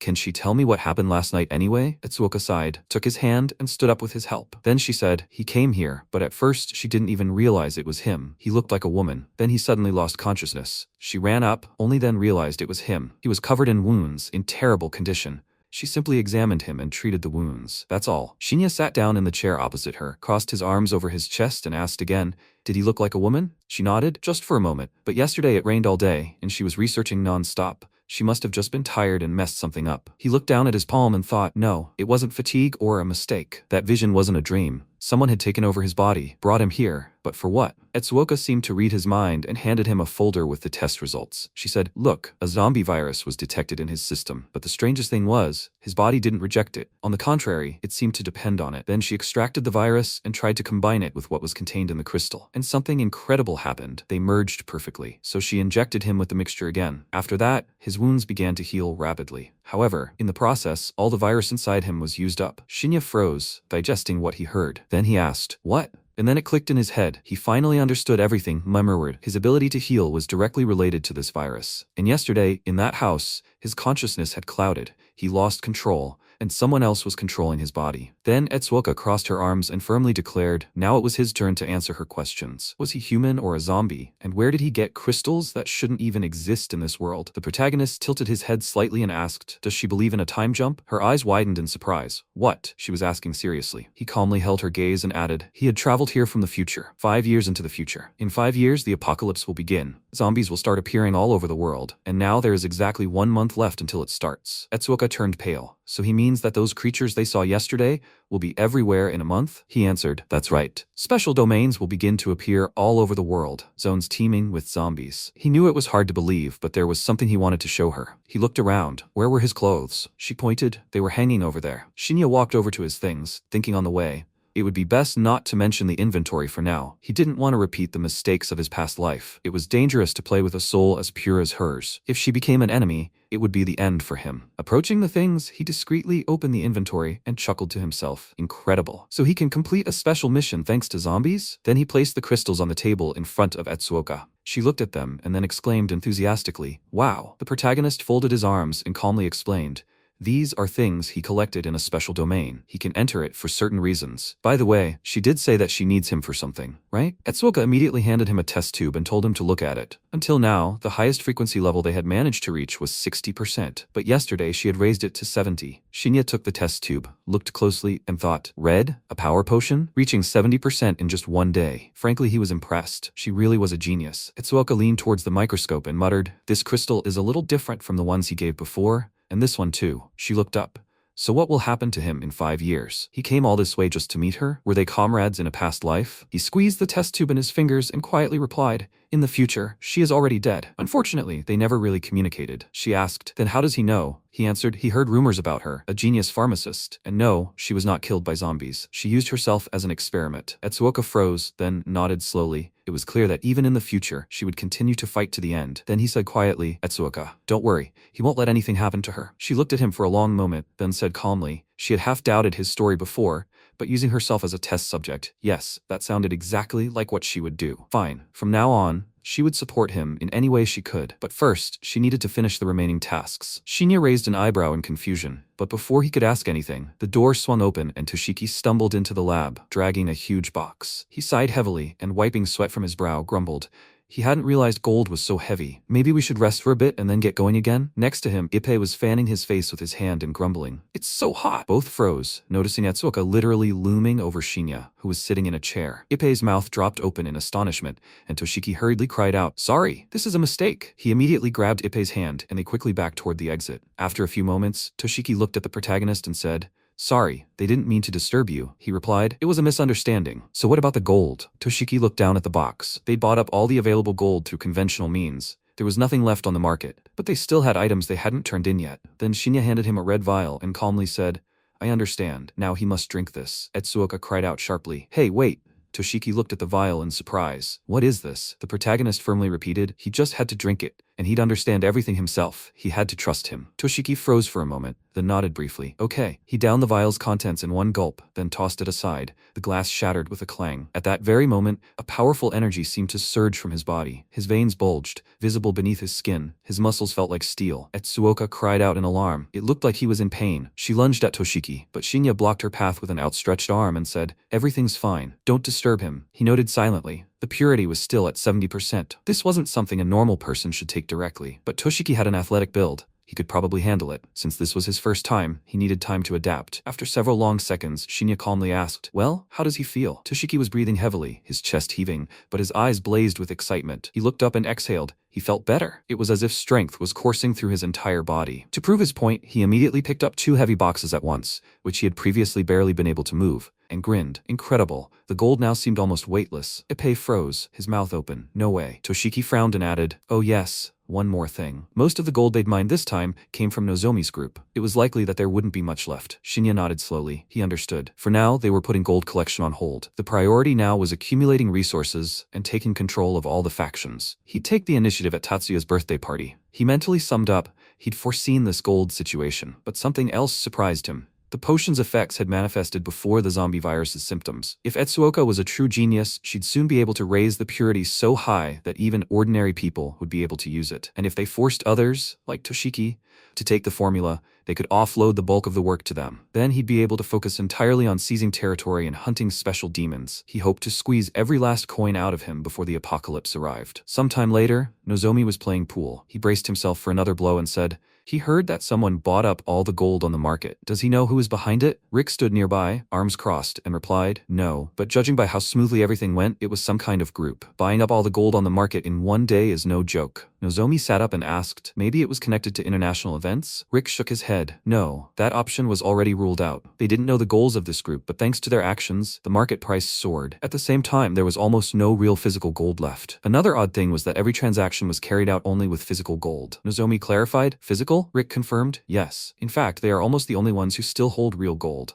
Why wouldn't they sell it at these high prices? The situation is stable now, and they won't see such a surge again." Nozomi asked, "Is he sure?" At that moment, Iraman, standing nearby, remarked, "They spent years accumulating this supply. They shouldn't let it go so easily." Sitting on the edge of the pool table, Iraman added, "Caution never hurts, right? She thinks it's best to hold on to it for now. They need to wait until they know who they are and what they're planning." Nozomi delivered a powerful blow, and Rick sighed and said, "He thinks they should sell while they can. They were collecting gold to make money, right? If the price is good, it's better to sell. Ultimately, of course, it's his decision." With that, he looked at Nozomi. Then Nozomi inquired about the progress of the plan to take over the old district. Rick replied, "Negotiations are almost complete. The contractors are already on site. They are still discussing the terms with the remaining residents." Nozomi asked another question. "Rick, does he know why they've all gathered here?" He guessed, probably to achieve some results at any cost. But Nozomi slammed the ball down and shouted, "Wrong. That's the path for weaklings. They were all born into financial conglomerates. Because of that, no matter how hard they work, everything they earn is taken by the old men at the top. They'll be considered rich idiots, the children of rich parents, for the rest of their lives. Their family name and their parents are what's holding them back." He made it clear he wasn't going to wait any longer. Rick replied, "He'll deal with the old district by tomorrow." Nozomi braced himself for the next blow and added, "They'll put the gold sales on hold for now. They need to focus on the redevelopment plan for the old district. It's time to let the old men know that their generation's era has arrived." He looked at Iraman and asked, "Did she find out who the guy at the casino was?" She replied, "Yes." She looked through the files but found nothing noteworthy. Shinya is an ordinary high school student who lost his parents in a car accident at a young age. He works a few part-time jobs to cover his living expenses. As for his appearance at the casino, he apparently joined the organization with his classmates. Nozomi asked, "Is that all?" Iraman confirmed, "Yes." Then she asked, "What should they do?" Nozomi answered briefly, "Eliminate him. The guy may be strong, but they can't leave a trace." Iraman nodded. She thought he'd say that. So Shinya was already a target. At this time, MC walked down the street, and the guy, hidden in the shadows, watched him from around the corner. The protagonist made a mental note. The gold Toshiki returned was stored in his inventory. It wasn't much, but it was enough for level 15. For expansion, they needed the following materials: magic ores and crystals for Etsuoka research. Suddenly, he turned around in surprise. A hitman stood behind him, casually twirling a knife in his hand. The hitman said, "Hey, what's wrong, kid?" He never expected the day would come when a top-class assassin like himself would have to deal with a high school student. Everything had been too quiet lately, There was almost no work. He decided that he would kill the guy for the reward. The hitman rushed forward and shouted, "He messed with the wrong person. He has no one to blame but himself." But the next second, the protagonist spun around, jumped behind the hitman,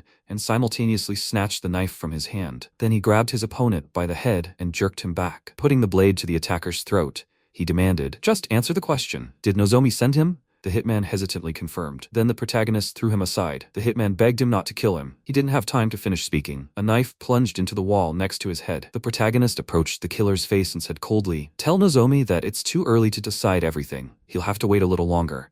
And he must never show himself in his path again." The killer muttered, "He understood." The protagonist ordered, "Disappear." The killer rushed into a dark alley, shouting as he went, "Yes." After that, the protagonist turned his gaze to the special level 8 domain and quietly said, "Now." He reached out his hand and thought, thanks to the time jump, he managed to enter the special domain before the apocalypse began. Everything has its pros and cons, therefore, he will have to deal with this domain alone. The greatest threat to him remained the time before the apocalypse. The domain level was gradually increasing. If he put safety first, he should avoid this place. But with the resources he had now and the experience from his past life, he could act faster than anyone else when the apocalypse began. However, it would hardly be enough to stand up to the true magnates. That's why he had to take risks. No matter how high his domain, he was willing to take them because it was the fastest way to close the gap between him and Nozomi. But more on that later. Now he needed to secure the resources of the Shadow World. If he was going to challenge Nozomi, he needed equal power and financial backing. Tatsuya's birthday was in 2 days. Then he would take the initiative. First and foremost, he needed to transform as many crystals into a potion as possible. And to suppress a certain threat, he would need a large amount of the zombie virus. So far, it seemed she was on their side, but he couldn't be completely sure. All the members of the organization occupied their assigned positions, and their destinies had already begun to change. And the one who controlled those destinies was himself. The protagonist firmly thought, he must become even stronger. After some time, Etsuoka joyfully shouted, "That's it." She looked at the test tube and said,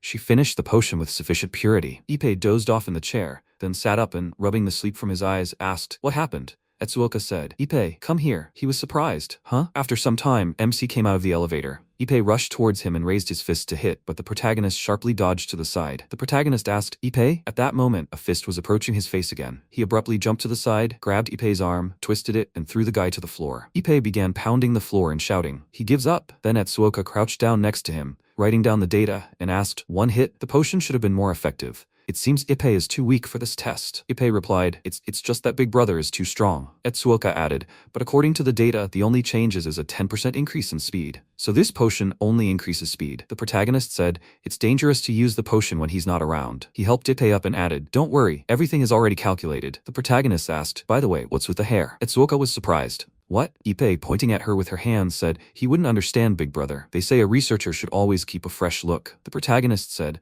"Let's get back to the main topic." Etsuoka said, "As he sees it, the results are clear. The potion is almost complete, but the stat increase is limited to 10%. The protagonist thought 10% is the limit for basic magic ore. The domain level has increased in the past few days, but even so, the maximum is still only at level 10. Mid-level magical ores can only be found in domains of level 15 and above. Etsuoka's research is already starting to catch up with his progress with the domains. He needs to hurry," he said. "It's not her fault. Can she make another potion?" "He'll need it tonight." Etsuoka replied, "Of course, she'll finish by nightfall." He remarked, "She's his savior." Then he said to Ippei, "Call Toshiki." Ippei replied, he understood. 2 hours later, Toshiki entered the office and waved his hand. Etsuoka, sitting at the computer, asked, "Toshiki and Shinya are classmates, right?" Ippei sat on the desk next to her and said thoughtfully, "Big Brother, honestly, he still doesn't understand what's going on. The Shinya he knew was a weakling. A few days ago, he bullied him, and now he suddenly became strong. It was like he turned into a different person. In just a few days, he became their big brother." Etsuoka thought, it seems he told no one except her about the time jump. These are powers from his past life. He is the only one who returned, keeping all this knowledge about the future to himself. What is his purpose? Meanwhile, the protagonist said,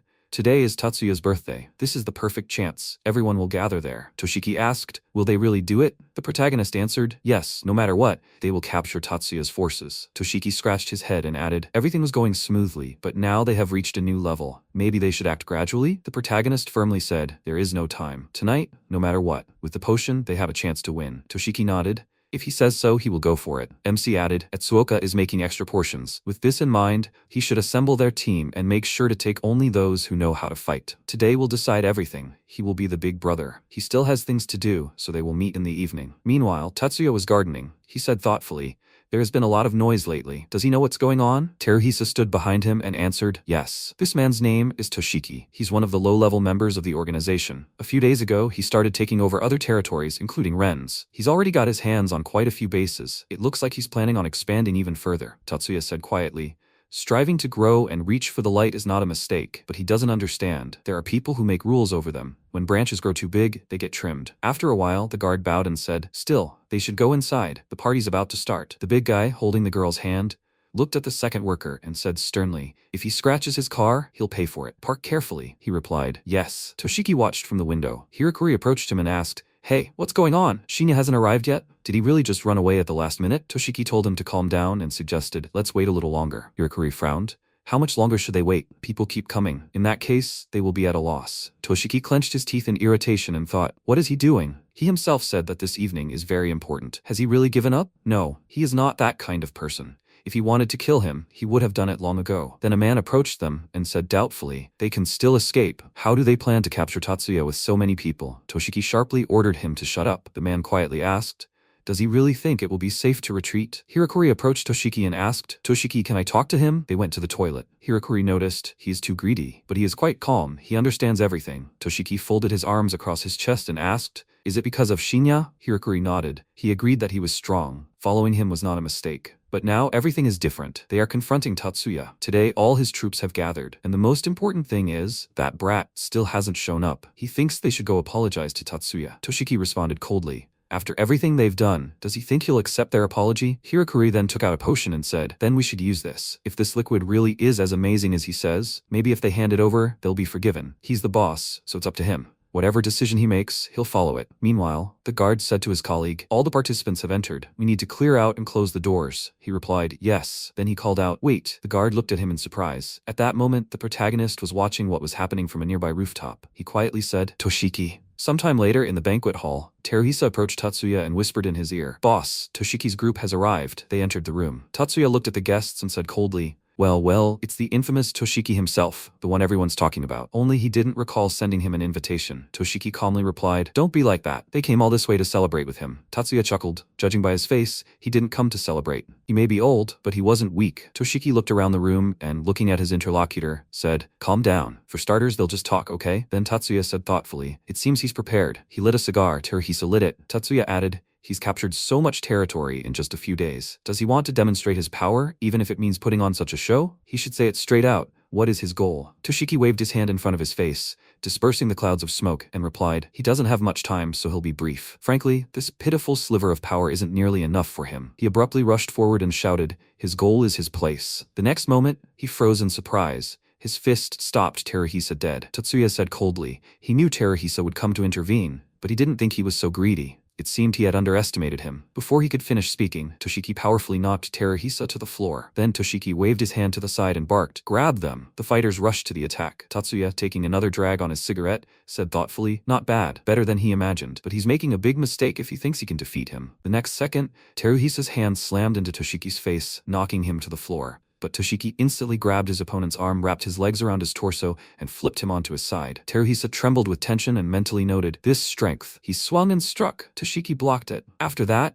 they both jumped apart, breathing heavily. Tatsuya threw at his subordinate, finish them off before the party starts. Did he understand? He took off his jacket and answered curtly, yes. He thought to himself, they are quite skilled, but he is a little stronger. He will deal with them quickly. As expected from the strongest bodyguard, he can finally fight for real after drinking the battle potion. They are on a completely different level compared to everyone he has fought before. While the effect lasts, they act in concert. But as soon as the potion wears off, they have no chance of winning. He didn't have time to think. He shouted, go. Teruhisa lunged forward, arm outstretched. Toshiki leaned forward, swung his fist, and hit his opponent in the face, but Teruhisa immediately responded with an elbow to the back, then grabbed him by the body, spun him around, and threw him toward the table. Toshiki sank heavily to the floor and thought, he can't even touch him. He looked away and thought, they're definitely in the red. Maybe he made the wrong choice? He should have listened to Hirakuri, apologized, asked for forgiveness. If I had just given him the potion, he might have let him go. Tatsuya commanded, finish him off quickly. Teruhisa started rolling up his sleeves and replied, yes. Then a little more gently, he added, hey Toshiki, he's talented. If he admits his mistake, I can put in a good word for him with the boss. Toshiki chuckled to himself. Ever since he met this guy, every day had been nothing but suffering. But without a doubt, his world had changed since then. He reached into his pocket and said, thanks for the offer, but he was tired of a life where he always had to help the wrong people. If he took his head off now, then at least he would relieve him of this burden. Teruhisa assumed a fighting stance, swung his fist and shouted, "In that case, you'd be better off dead," and rushed to attack. Toshiki tore the cap off the potion bottle and thought, just one bottle had closed the gap in strength so much. If he drank more, maybe he could still win. Teruhisa suddenly froze. His hand was grabbed in an iron grip by MC, who suddenly appeared in front of Toshiki. MC said, "Sorry, big brother. He's a little late." Teruhisa trembled, his eyes widened in shock. What kind of power is this? He couldn't move his arm. The protagonist delivered a sharp blow to the body, knocking Teruhisa back. Then he turned to Toshiki and said, "If he drinks a second dose, he won't be able to handle the side effects. He'll simply die." Toshiki hesitated. He was thinking about drinking, and then a sudden realization hit him. He thought, wait, why was he even considering taking a second dose? Had this whole thing really been a test from the start? He was just a pawn. He'd been specially chosen for this test. Fragments of his previous words flashed before his eyes. In that case, the organization will never forgive him. There's no other way out. But why him? Then MC realized he was simply the first one to get his hands on him. Now everything fell into place. Toshiki realized they were testing him. Would he look in Tatsuya's direction, try to betray him, and hand over the potion? For MC, it was a game of chance, whose side he would choose. If he took a step toward Tatsuya, he would be immediately destroyed. He said, "It looks like he was lucky enough to choose the right path again." The protagonist looked at him in surprise. Toshiki firmly said, "Don't worry. He will prove with his actions that he is a reliable comrade." The protagonist smiled faintly and said, "He likes smart people." "Well, big brother, go ahead. Give the orders." Tatsuya looked from Toshiki to Teruhisa, as if not believing his eyes, and barked, "What is he doing? He's just a child." Teruhisa, barely coming to his senses, hoarsely replied, "Yes, he just didn't expect him to appear." Toshiki raised his hand and shouted, "Tatsuya, prepare to die. He's going to crush him now." Tatsuya coldly, clearly, and without hesitation ordered, "Kill them all." One of the guards was indignant. "What the hell is going on? He's one of Toshiki's men?" His colleague added,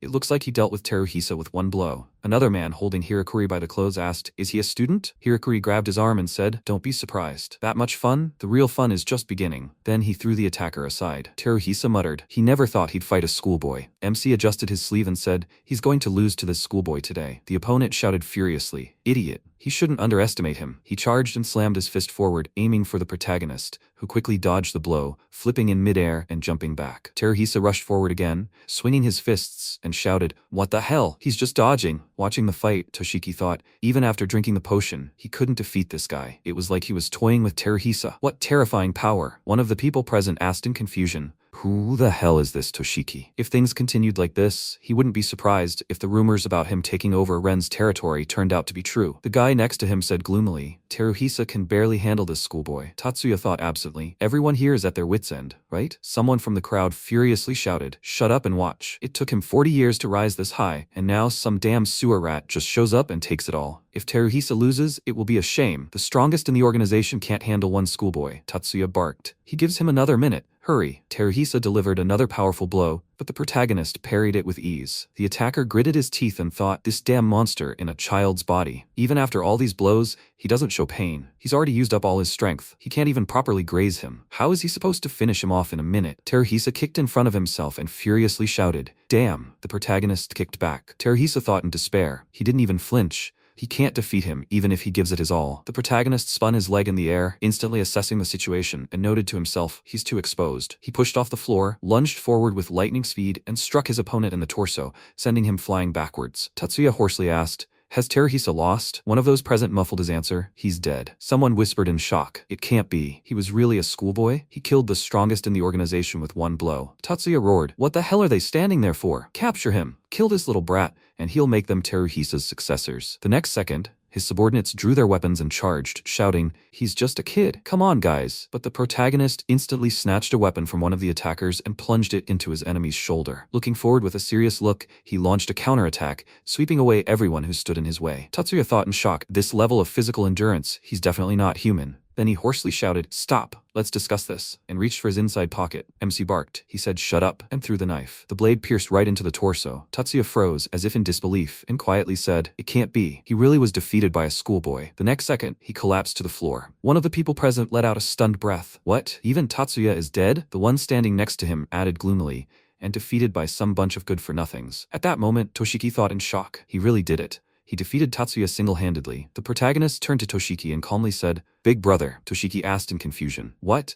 Then he turned to everyone present and shouted loudly, "Hey, listen up, he needs to tell them something." At that moment, MC mentally noted, in less than a week, he dragged the old raccoon who had ruled this land for decades straight to hell. And then he thought, this guy destroyed all the sanity he had. And Toshiki firmly said, as they can see, Tatsuya is dead. They all damn well know why he went so far to eliminate him. Allow me to introduce myself again. He is Toshiki. Until recently, he was just a small-time thug who extorted money for lunch from children. He gritted his teeth and thought he kept his promise. The protagonist's words flashed before his eyes. He will take him to the top. After a short pause, Toshiki raised his head and said clearly, from today on, he is your boss. Sometime later at the construction site, one of the workers nervously shouted, hurry. If they are late, Mr. Nozomi will beat the crap out of them. Then he heard strange voices behind him. What the hell? Who the hell is that? The construction worker turned around abruptly and approached the group of armed men. Where did they come from? One of them pointed a bat at him threateningly and barked, shut up and don't bother me. Another guy stepped forward and said placatingly, hey, maybe they could talk calmly? The construction worker firmly cut him off. If he doesn't have permission to be here, he has to leave. They can't afford the slightest delay in the schedule. Marcus grinned and lazily drawled. So what if the construction is a little late? Okay, enough about the schedule. They're already paying them for protection. Meanwhile, Nozomi was sitting on the couch and absent-mindedly said, come in. Tatsuhiro rushed into the office and reported, Mr. Nozomi, there are serious problems at the financial center site. Nozomi was surprised. What happened? Tatsuhiro explained in a measured tone. A group of guys burst in this morning, started demanding protection money, and beat up the workers. By all appearances, they were Tatsuya's men. Nozomi slammed his fist on the table and roared, those idiots. They pay us regularly. Contact them immediately. Make them explain what the hell they're doing. Tatsuhiro quietly replied, they've been trying to call since this morning, but no one's answering. Nozomi hissed irritably, old fox. Wire them the money. The schedule is paramount. Tatsuhiro cautiously retorted, it looks like it's not about money. They insist on a face-to-face meeting. Nozomi stood up abruptly, buttoning his jacket. He would go to the site himself. Tatsuhiro added anxiously, if their target is him, Mr. Nozomi, perhaps we should ask the boss for backup? Nozomi cut him off sternly. Shut up. If he hides behind someone else's back over such a trifle, he'll never rise above. He'll figure it out himself. A short time later, the two groups converged on the construction site. Marcus stood, casually holding a cigarette in his fingers. He smirked. Thanks for coming, Mr. Nozomi. You brought a whole crowd with you. Being cautious, huh? Nozomi said coolly. Enough chatter. What does Tatsuya want? Marcus lazily flicked his cigarette ash and said calmly, Tatsuya is no longer your boss. Nozomi immediately raised his hand, stopping his subordinates. Quiet. Calm down, everyone. Marcus bowed his head slightly and added, they have a new boss now. And then Toshiki sauntered out of the shadows and calmly said, long time no see, Nozomi. Nozomi glanced at him and thought, the guy from the Ren Casino took Tatsuya's place in a matter of days? So this is that Toshiki. He quickly glanced at the protagonist and noted to himself, he knew he was hanging around, but now was not the time to figure it out. Time was running out. Out loud, he asked sternly, if it wasn't about the money, why were they here? Toshiki didn't drag it out. No time for chatter. Let's get straight to the point. They're here for their gold. Nozomi's eyes widened in surprise, and he exclaimed, so he bought all the gold? Toshiki calmly replied, right, but that's not enough. Nozomi frowned. Why does he need so much gold? Toshiki smiled slightly and glancing at the watch on his wrist, said, just a hobby. Besides, isn't following the schedule the most important thing for him? He wants to demonstrate his importance through this project, right? In his place, he would simply hand over the gold and prioritize construction. Nozomi spread his hands. It looks like he's just carrying out someone else's assignment. Toshiki nodded coldly. Of course, this isn't a game. Nozomi snapped back. Then he should know how much gold he has. So what's the price? Toshiki shook his head. No, you misunderstood. Listen carefully. He's not asking. He's saying, give me the gold. A heavy silence fell. Then Nozomi exploded. Was he crazy? They went out of their way, and they were acting like this? Did he really think a moron like him could stand in his way? Get lost. Toshiki didn't flinch. He wasn't the only one who knew about the future value of this land. They might not be able to deal with him directly, but delaying his schedule was easy. If the project wasn't completed on time, the losses would be colossal, right? Nozomi's mind froze. How did he know this? Only a few insiders knew about the original development plans. Who the hell is this guy? Toshiki raised an eyebrow mockingly. What's wrong? Are you speechless? Nozomi muttered. His methods are dirty. He really has abandoned all decency. Toshiki suddenly leaned forward. What did he say? The next moment, Nozomi roared. A stupid bully who relies only on violence. He's acting all important, like this is some kind of negotiation. Kill them all. His subordinates rushed into battle. Their opponents responded in kind. Tatsuhiro lunged at Toshiki, but the protagonist instantly intercepted his fist and held him back.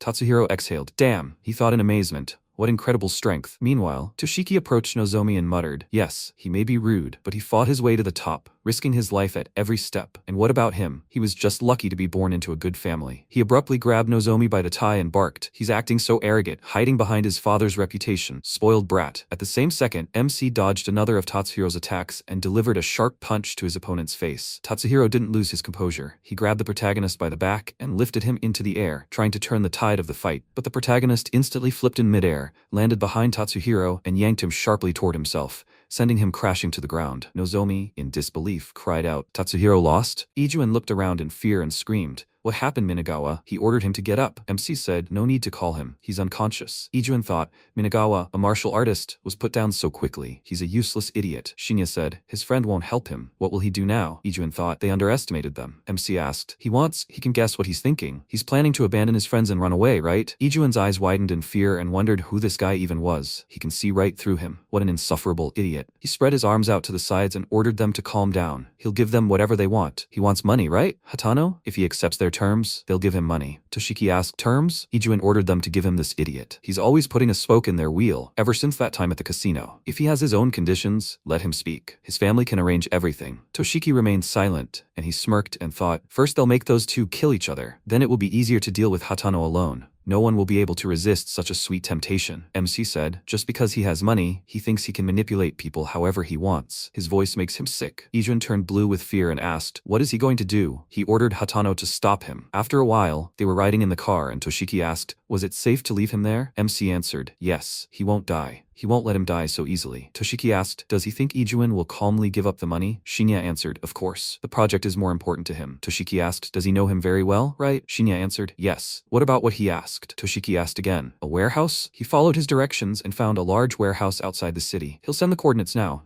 He handed him a card and said, here. MC asked again, what is this? Toshiki replied, the organization's money. He should be the one keeping it safe. Shinya asked again, how much is here? Toshiki replied, the organization's total assets are about $40 million, but this card only showed 1 million. The rest would take time to convert into cash. Shinya thought it was time to start stocking up on supplies. He also needed to upgrade his inventory. He was stuck at level 3. The beginner crystals they'd collected so far should allow them to reach level 10. After that, they'd need cash and mid-level crystals. A level 3 inventory was only the size of carry-on luggage, so they couldn't store the money they'd collected. They needed to upgrade to level 10. At level 10, the volume was 7 cubic meters. This will be about the size of a telephone booth, enough to store a decent amount of resources. He needs to survey the area and find the domain. After a while, he told Toshiki to stop here. Toshiki asked, where is he going? Does he need help? MC replied, no, he'll just take a walk. It's fine. Toshiki asked, what about the organization members? Shinya told him to do whatever he wants depending on the situation. First, he needs to get the money from Ijuin. Let him convert it into cash and take it to the warehouse. Toshiki said, he understood. Should he wait for him here? MC replied,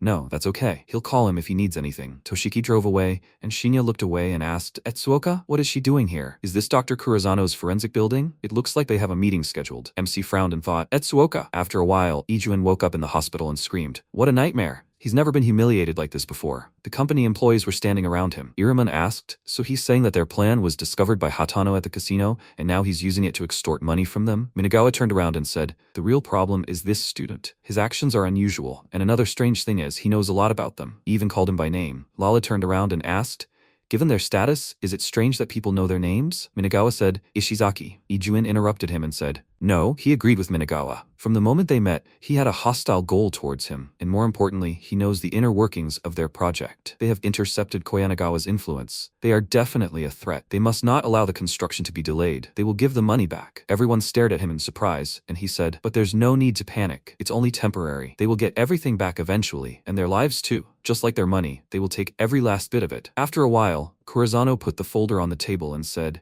here is the information she wanted. Etsuoka said she was sorry he had to try so hard. Kurazano smirked and asked, who said he would give it to her for free? Because of her sudden absence for a whole week, he had even more work to do. Etsuoka apologized for the inconvenience. A lot had happened, she was quitting. Please let him take her salary. If she could get her research data back, that would be enough for her. Kurazano said he didn't need money. She was beautiful. Let her just be by his side and do as he said, and he would give her the data back. She asked, puzzled. What? Kurazano asked, it's not a bad deal, right? He would have a stable future as a forensic doctor. Etsuoka said she couldn't agree to such conditions. He needed to watch his words. She just wanted her research data back. He told her to just give up then. Etsuoka screamed. It was her data. He had no right to take it from her. Kurazano asked if that was true. But how was she going to prove it? He worked in a field that dealt with personal data. If he marked it as confidential documents, she wouldn't be allowed to touch it anymore. She couldn't defeat him. Etsuoka screamed. Why was he pursuing her like this? Kurazano replied that he couldn't let it become known that he couldn't handle even one intern. Or had he simply fallen in love with her talent? She should just submit, so that her mother's efforts wouldn't go to waste. Etsuoka splashed water at him and told him not to talk about her mother. Kurazano screamed, and this despite the fact that he was offering a compromise. How arrogant. He swung his arm to hit her, when suddenly MC grabbed his hand. Etsuoka asked, Ichijo, why is he here? He replied, he understood what was going on. Let her leave the rest to him. Kurazano frowned and thought, a high school student? What power? He said he understood.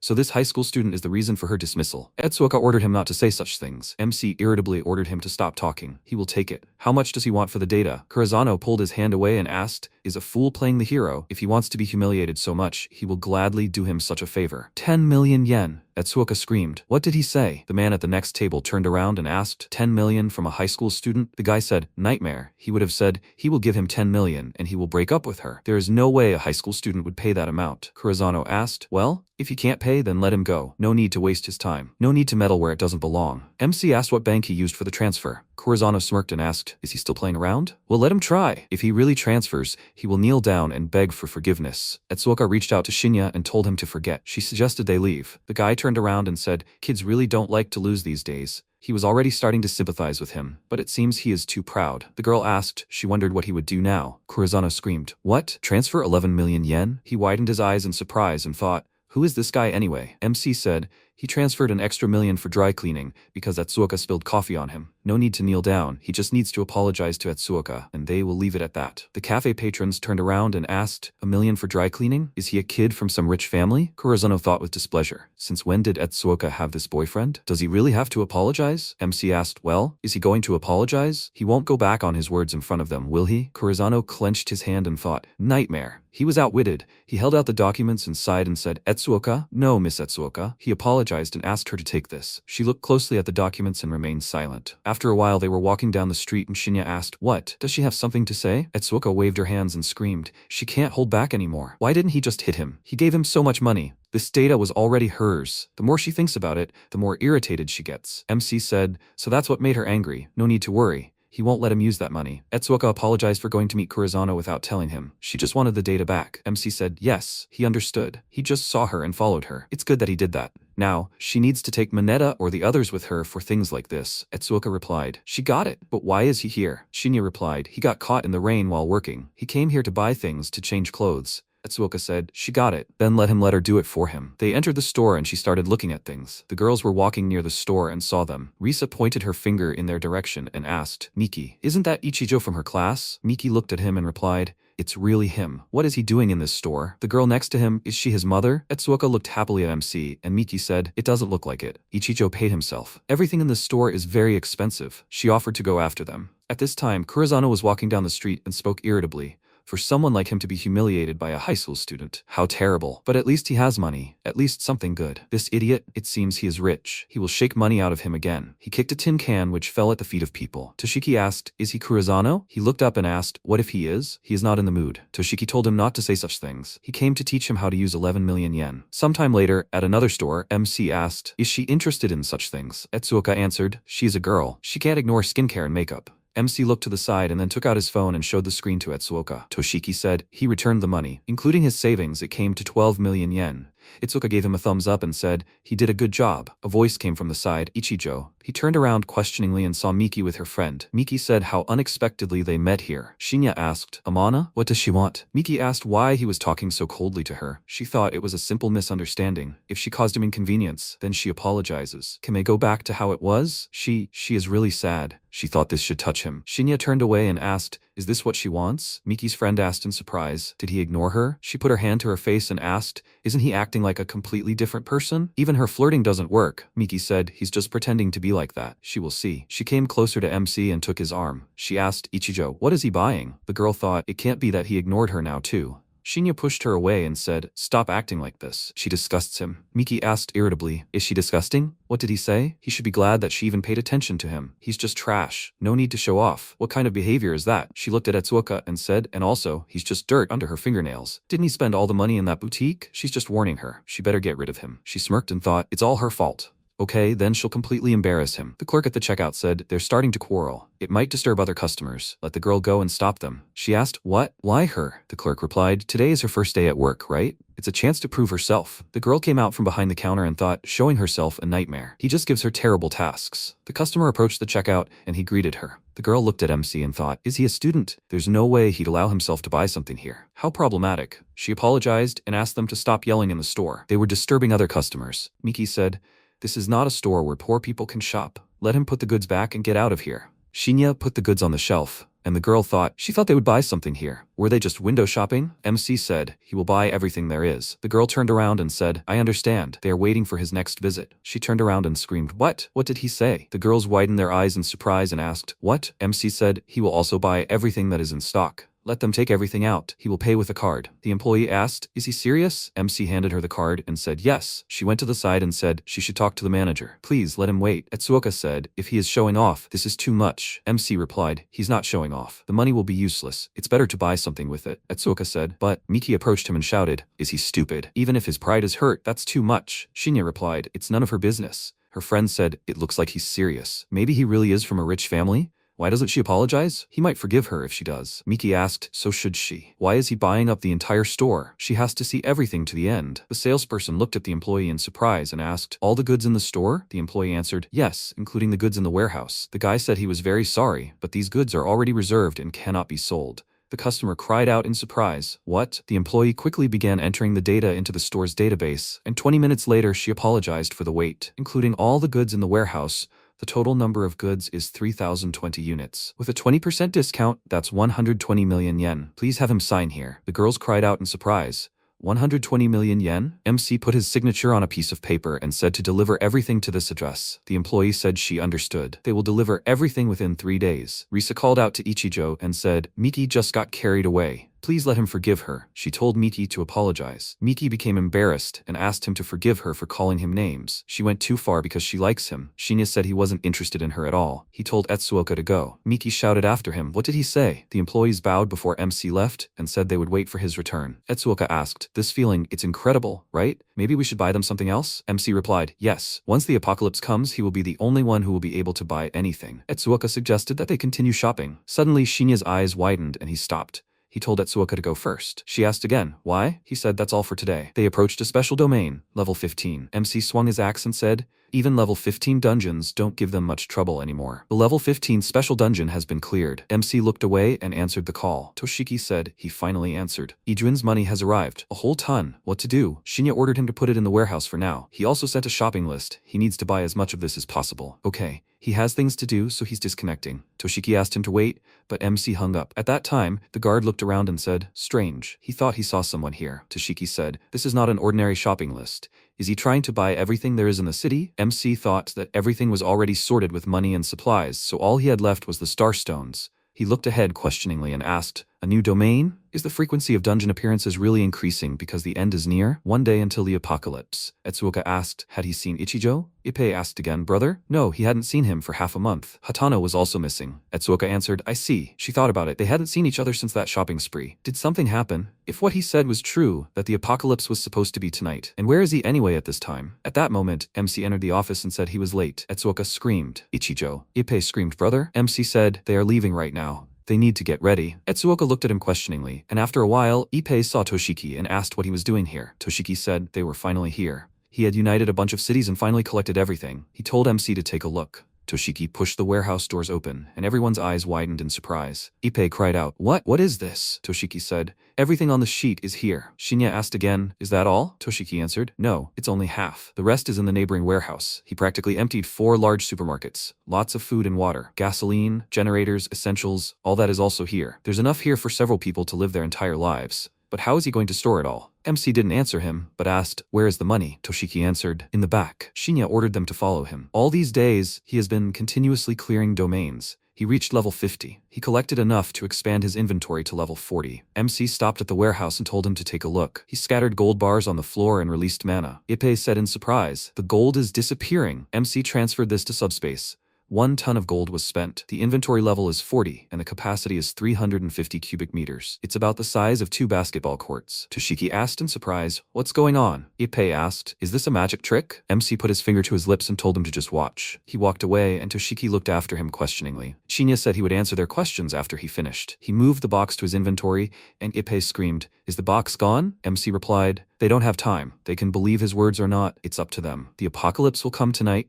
the world will be filled with zombies and special domains. In this world, zombies will attack people, order will collapse, and people will be forced to fight for survival. What they saw was his inventory. Once the end comes, they will have theirs too. The size of their inventory depends on their level. It also determines whether they survive or not. To expand your inventory, you need gold. That's why he was collecting this. There is half a day left until the apocalypse. Let them get ready. Ippei's eyes widened in surprise and said, "This is crazy. What other apocalypse?" Toshiki put his hand on his shoulder and told him to calm down. Shinya said, "That's why he said, they can believe it or not. They helped him and he won't let them lose. He will give them enough to get to the end." Toshiki answered, "I understand." After a while, he closed the doors of the truck and said, "They loaded everything." MC said, "Okay." He needs to quickly go home and get ready. Toshiki turned around and said, "They certainly don't know each other well, but he trusts him. Thanks for telling them. If he can help with anything, he can call him." MC closed his eyes and said, "Yeah, let him just survive." The car drove away and Shinya told Etsuoka to go. They still need to do something. It looks like she wants to say something. Etsuoka turned around and said he hid his inventory from her. Why didn't he trust her? Shinya interrupted her and asked why he said back those who helped them. Is that what she wanted to ask? Etsuoka said, "They have all these supplies. If the apocalypse really comes, then why can't they all be together?" MC replied, "In a post-apocalyptic world, people can be more dangerous than zombies. He saw it himself. When a person experiencing their first end gets too many resources, it often turns against them." And he also wants her to understand, people are not born selfish. She needs to try to imagine a world where others lived. If she clings to such soft ideals, how is she going to survive among all the cruelty that will begin from now on? If she is not ready for it, then it is time for them to go their separate ways. Etsuoka let her hair down and walked forward. MC said, she could doubt at least a little. Does she know? She ordered him not to underestimate his determination. It's time to go. They're running out of time, right? She also has things she wants to do. After a while, Shinya said, "It looks like she's ready." Etsuoka said, "This is her way of showing her determination." MC asked, "Does she still hold on to what he said before, right?" 1 minute left. She needs to say goodbye to this world one last time. This is the last time she breathes air, not soaked in blood. 10 seconds left. The countdown has begun. This is the beginning of the end. After a while, a man ran down the street and asked for help. Zombies followed him and growled. The man fell to the ground and ordered them not to come closer. What do they want? Money? He can give them as much as they want. There was a 7th birthday cake behind him. The man asked for it to stop and screamed loudly. The news reported breaking news. Around midnight on May 25th, mysterious pillars of light appeared all over the world, and soon after, crowds of killers began to appear. According to investigations, these killers have no signs of life, making them walking corpses. In other words, they are zombies. It is reported that any living creature bitten by a zombie also turns into one. For their safety, please let them stay home. The authorities are working to figure out the cause, so you need to stay calm. Etsuoka watched this report and said, "So, what Ichito said was true." People wrote in the comments, "Is it true? People eat people? Not people, but zombies. It's the end of the world. They need to stock up on food. They say it spreads through infection, so you just need to stay home. There is nothing left to buy anyway. You need to stay quiet." Something appeared that looks like something useful. Do they have it too? He is right, but it is small. It is unlikely to fit more than a cup of instant noodles. In the upper right corner it says rank. Maybe it has to do with the size? MC said he will explain later, so there is no need to worry about it. They have more important things to do now. Etsuoka replied, "She got it." MC said, now she needs to open her inventory. He told her to just focus her brain and it will appear on its own. Etsuoka asked, "Is this her inventory?" Shinya said, "First she needs to use crystals to level up." Etsuoka said, "Okay." She opened the system window and said, "She did." "Now what?" MC told her to get on, and she looked at him questioningly.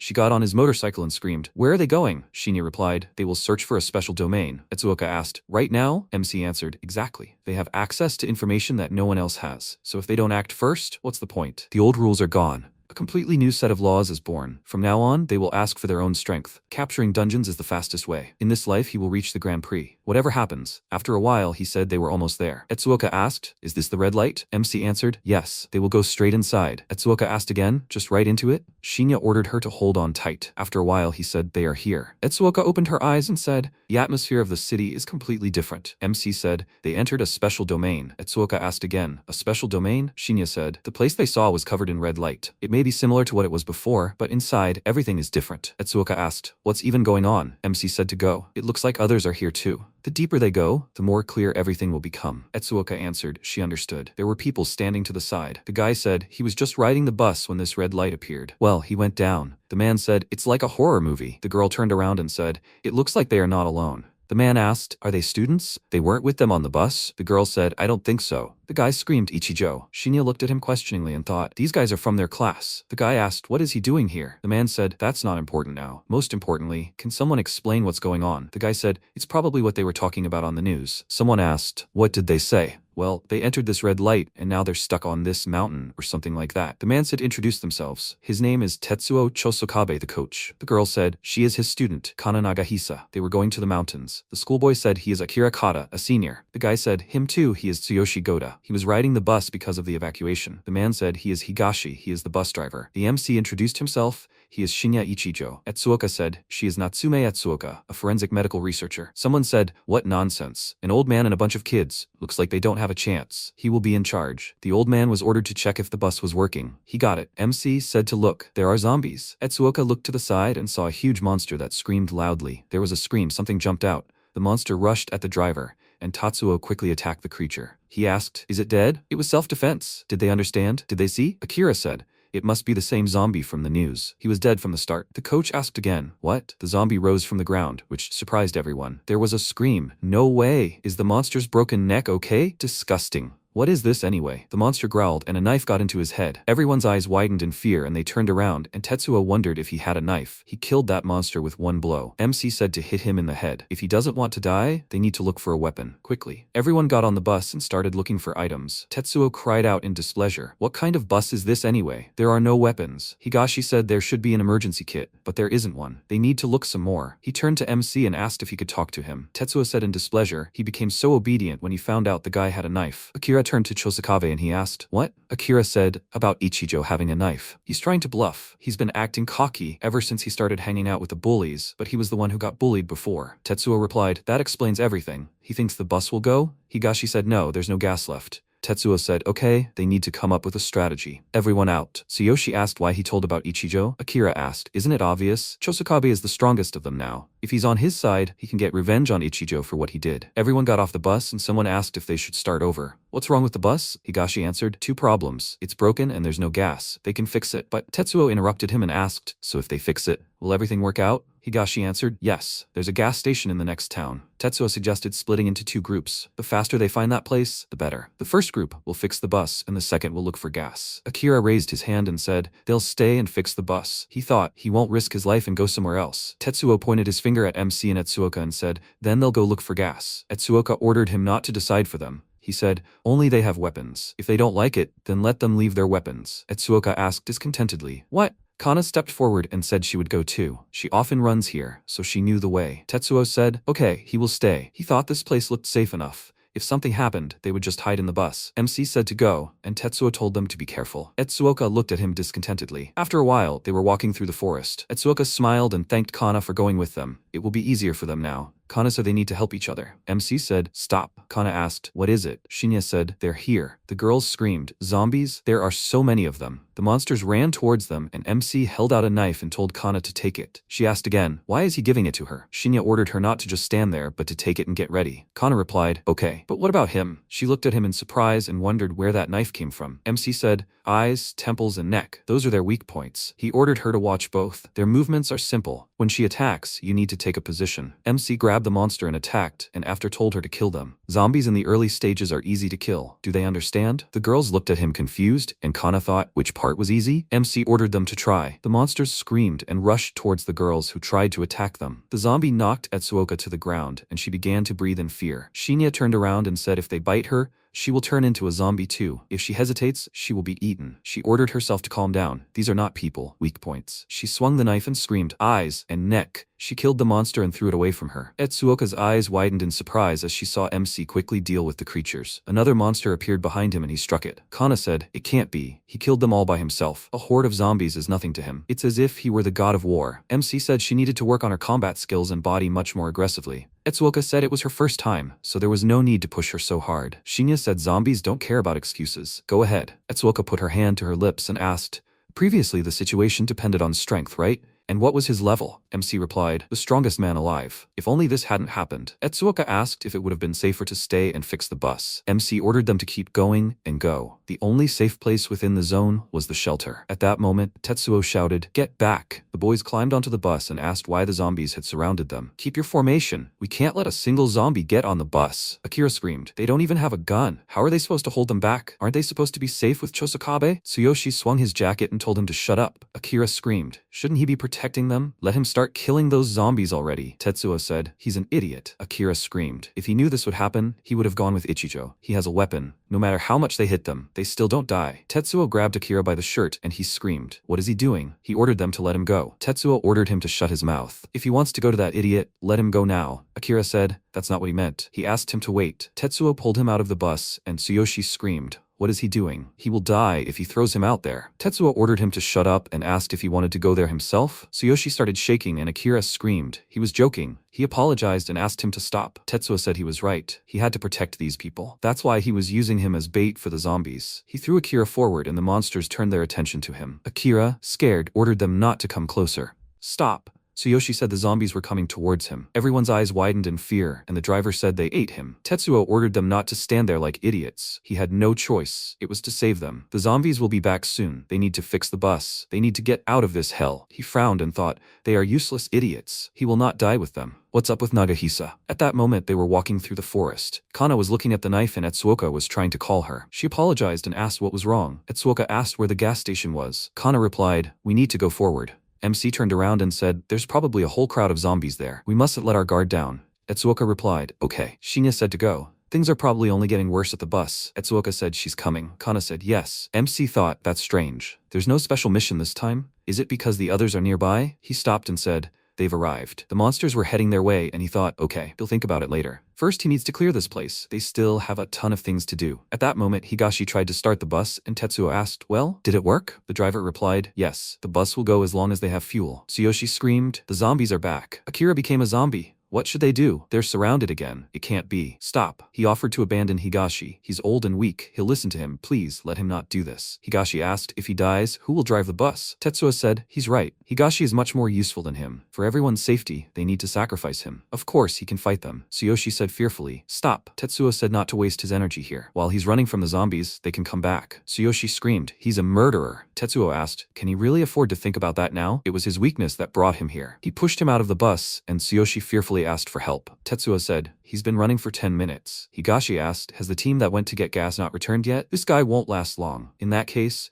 they died in vain. Tetsuo grabbed him by the shirt and said, listen, they went there themselves. They're doing this to protect him, so there's no need to act like it's his fault. Higashi answered fearfully. He understood. He sat down in his seat and shook, and Tetsuo thought, if the team with gas doesn't return soon, they'll have to use the bundle. Tsuyoshi ran forward with the last of his strength. He tripped on a rock and fell to the ground, and the monsters began to approach. Tsuyoshi screamed, stop! The huge creature opened its mouth, when suddenly MC appeared and quickly attacked the creature. Tsuyoshi asked fearfully, Ichijo, he's finally back. Please let him help. Akira, he turned into a zombie. Shinya asked, what even happened? Tsuyoshi began to explain. As soon as they left to get gas, a crowd of zombies appeared. A voice was heard behind him. Two brave souls led the zombies away from the bus. Thanks to them buying time, the bus was fixed. He needs to quickly fill up with gas and they're leaving here. Tsuyoshi's eyes widened and he screamed. He abandoned him and made Akira die, didn't he? And then, he abandoned him too. He wasn't going to protect them. The girls screamed. What did he say? Tsuyoshi screamed. He's a murderer. Tetsuo ordered him not to anger him. He's no different. He betrayed that kid to gain his trust and thought it would be better if he died while looking for gas. And he's telling him this? Tsuyoshi, frightened, told him not to say such reckless things. This is a misunderstanding. Akira said so, but he was against it. Ichijo should believe him. Tetsuo said he did it for everyone's salvation. They didn't have weapons, and if he hadn't done it, the bus would have been attacked by zombies. This is all because of that kid. It's his own fault for leaving his weapon. Judging by the fact that he doesn't have a scratch,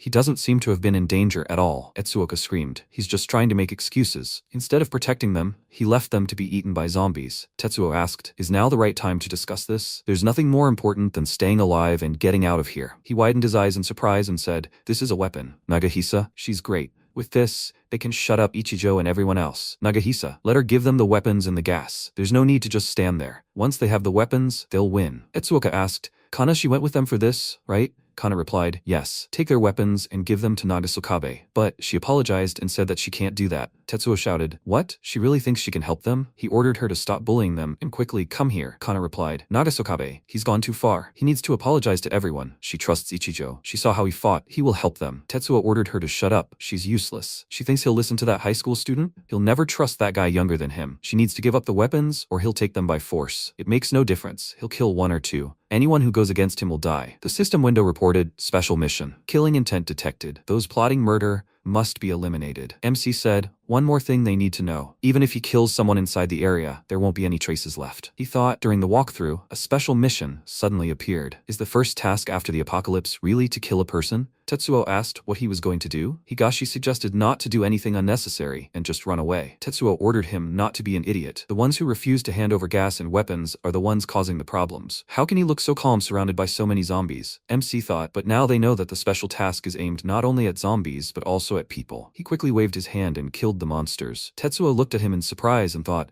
no, he destroyed all the zombies around in an instant. He screamed, what a nightmare. Shinya replied, nothing like that. He just came to kill him. He rushed to attack. And Tetsuo thought, so fast. Suddenly, Tetsuo put Higashi in front of him. He laughed and said, he can't touch him. Higashi turned around and said, that's not fair. Tetsuo ordered him to shut up. Only he can drive the bus. He better listen, otherwise. MC headbutted Higashi on Tetsuo's head, causing him to scream. He rushed forward and pushed Tetsuo into the wall of the bus. He asked him to wait. Okay, he will follow his orders. Please don't let him kill him. Shinya asked. Akira and the others told him the same thing, didn't they? Too bad it's too late. Tetsuo thought, what a nightmare. Is this guy really a high school student? Those eyes, he's determined to kill him. This is bad. He needs help. Tetsuo was about to run away, but MC pushed him aside. Tetsuo fearfully asked for forgiveness. He had no choice. There was no other way out in this situation. Please let him forgive him. MC asked again, there was no way out? Yes, for people like him, it's easier to kill a person than a zombie. Self-preservation, betrayal, these are his usual tactics. If people like him live, there will be even more victims. Tetsuo ordered him to stay away. MC quickly killed him, and the system window reported that the killing intent had disappeared. Special mission accomplished. A zombie appeared behind Kana, and MC quickly attacked him and said, they need to refuel the bus. Kana answered, yes. Tsuyoshi looked out of the bus window and asked, what's wrong with the fuel? Kana answered, we filled it all up. Then we need to try to start it. Higashi answered, he got it. Everyone got ready, and Higashi froze. The order to act was given. It's moving. They did it. The bus started, and Etsuoka screamed, everyone inside. Faster. They can finally get out of here. Higashi ordered everyone to get in. They're leaving. You need to hold on tight. The bus moved, and Tsuyoshi screamed, faster. They're catching up with them. Higashi said, the mechanism broke. They can't go any faster. Kana asked, no, was all their hard work for nothing? MC ordered to use Nagasokabe as bait. Tsuyoshi asked, what? Shinya answered, it's called using resources properly. He's already dead anyway. Tsuyoshi frowned and said he understood. In that case, Akira's soul will be at peace. He threw Tetsuo's body outside and said, yes. The monsters attacked him. Etsuoka asked Ichijo to forgive him. He looked at her questioningly and asked again, for what? She replied, she shouldn't blame him for the way he treated Hatano and the others. Today she understood what human nature is. To survive, people sell out their friends without a second thought. They are even ready to kill them. MC said, it's good that she realized it quickly, but Etsuoka looked at him questioningly. And MC said, what she saw today is just the tip of the iceberg. The real hell is just beginning. You always have to check everyone. In this post-apocalyptic world, you can't trust just anyone. The one who can save her is herself. Etsuoka asked Ichijo, what has he lived through? At that moment, Higashi said to look ahead. There's a gate. He stopped near the portal and everyone went outside. Someone asked what it was. Higashi replied, who knows? He has a bad feeling about this. It's better to stay away. MC said if they want to leave this world, they have to enter this gate. Kana asked again, enter? Shinya answered that as soon as someone enters the safe zone, a countdown will start and the gate will close automatically in 5 minutes. If they don't enter by the end of the time, they will turn into zombies and return to the real world as zombies. That's all he can tell them. From then on, it's up to them to decide. He entered the portal and Etsuoka asked, is this a safe zone? MC replied, yes, it's a loot box. Etsuoka said, 7 boxes. Shinya said, at first there were 7, but 2 died. The rest they will divide among the survivors, so some kill others to take their loot. They call them executors. The rules of this world can be changed, but he will tell you about that later. How much loot they get depends on them. Tsuyoshi asked, those 2, they have already entered, and they? Higashi said,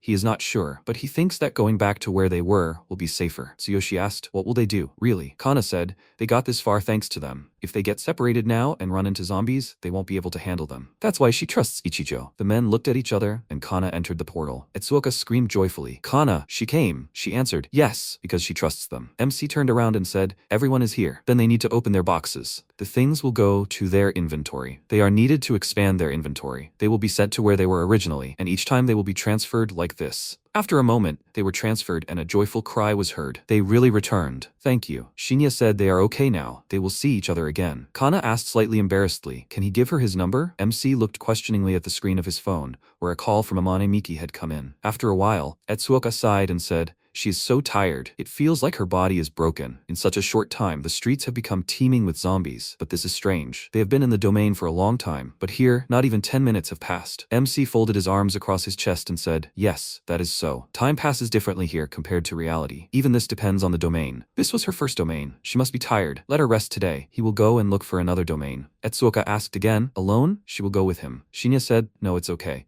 In her condition, walking back and forth will be difficult. Etsuoka said, Ichijo. He turned around and asked, what? She was silent for a moment and said, nothing. She asked him to be careful. He replied, yes. It's dangerous outside, so she needs to sit here. Etsuoka looked at her hands and thought, well, she's not strong enough. She said, oh well, she'll research potions. MC came out of the lab and said, the target of the special mission could even be a human. If that's the case, he can't enter domains with Etsuoka. From now on, he should act alone as often as possible. Come to think of it, she tried to say something before. Never mind. First, he needs to clear the domains. He looked at his phone screen and said, there she is again. There are already more than 20 missed calls. It's annoying him. At that moment, Risa asked, well? Miki said displeasedly, he's hanging up. Risa told her to keep calling. In a world like this, they need someone reliable. Someone like him probably has a lot of supplies. Miki said, she knows. She will keep trying. It's good that she knew Mineta gave him her phone. The number she's calling is either turned off or, she screamed, turned off? Ichijo. You idiot. MC was moving down the street and thought there were more and more zombies. It looks like everyone who entered the first domain was destroyed. The second domain will open soon. He needs to go to the city. He rushed forward and attacked the monsters. MC said, it connected. At that moment, a red beam headed towards Miki's phone. A voice rang out the number she's calling. Miki screamed in fear, a nightmare. This is outrageous. Risa said to look and asked, what is this? They looked out the window and saw a red light. After a while, Miki asked,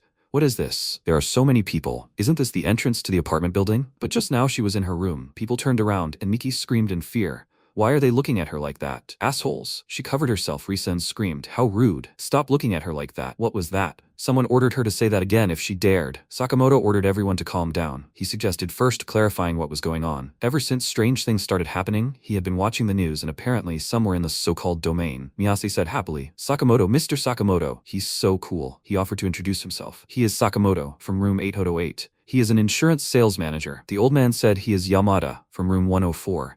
He works here as a security guard. Room 303. He is Tsushiura, unemployed. Room 404, Gendo. Hirose from room 606. On the internet, she is Miyase Ryu. She is a streamer. The guys said they are Hosokawa and Hutomura. They both live in room 201. They just work part-time. Miki said she is Amane Miki. Risa said she is Risa Yawada. She shares apartment 702 with another high school girl. Yamada said there's someone else here. He's never seen him before. He's not a resident of this building. MC stepped forward and said he's Maya Ichijo. The girls asked in surprise, Ichijo, why is he here? He came to see Miki, right? Someone pointed a finger at him and asked who he was anyway. Why is he here? MC replied, it is. Hutomura said, he's clearly up to something. He suggested capturing him first. MC thought, what a nightmare. Explaining is a real hassle. He can't directly say he came here pursuing the domain. Maybe he'll use Amane or these residents. He said he came to see his classmate, Amane. She thought in surprise. What? Sakamoto asked, are they really classmates? Miki replied, yes. Risa turned around and said he was deliberately ignoring her calls, and then suddenly he came himself. How romantic. He, despite the danger, risked his life to come here just to meet her. Miki said,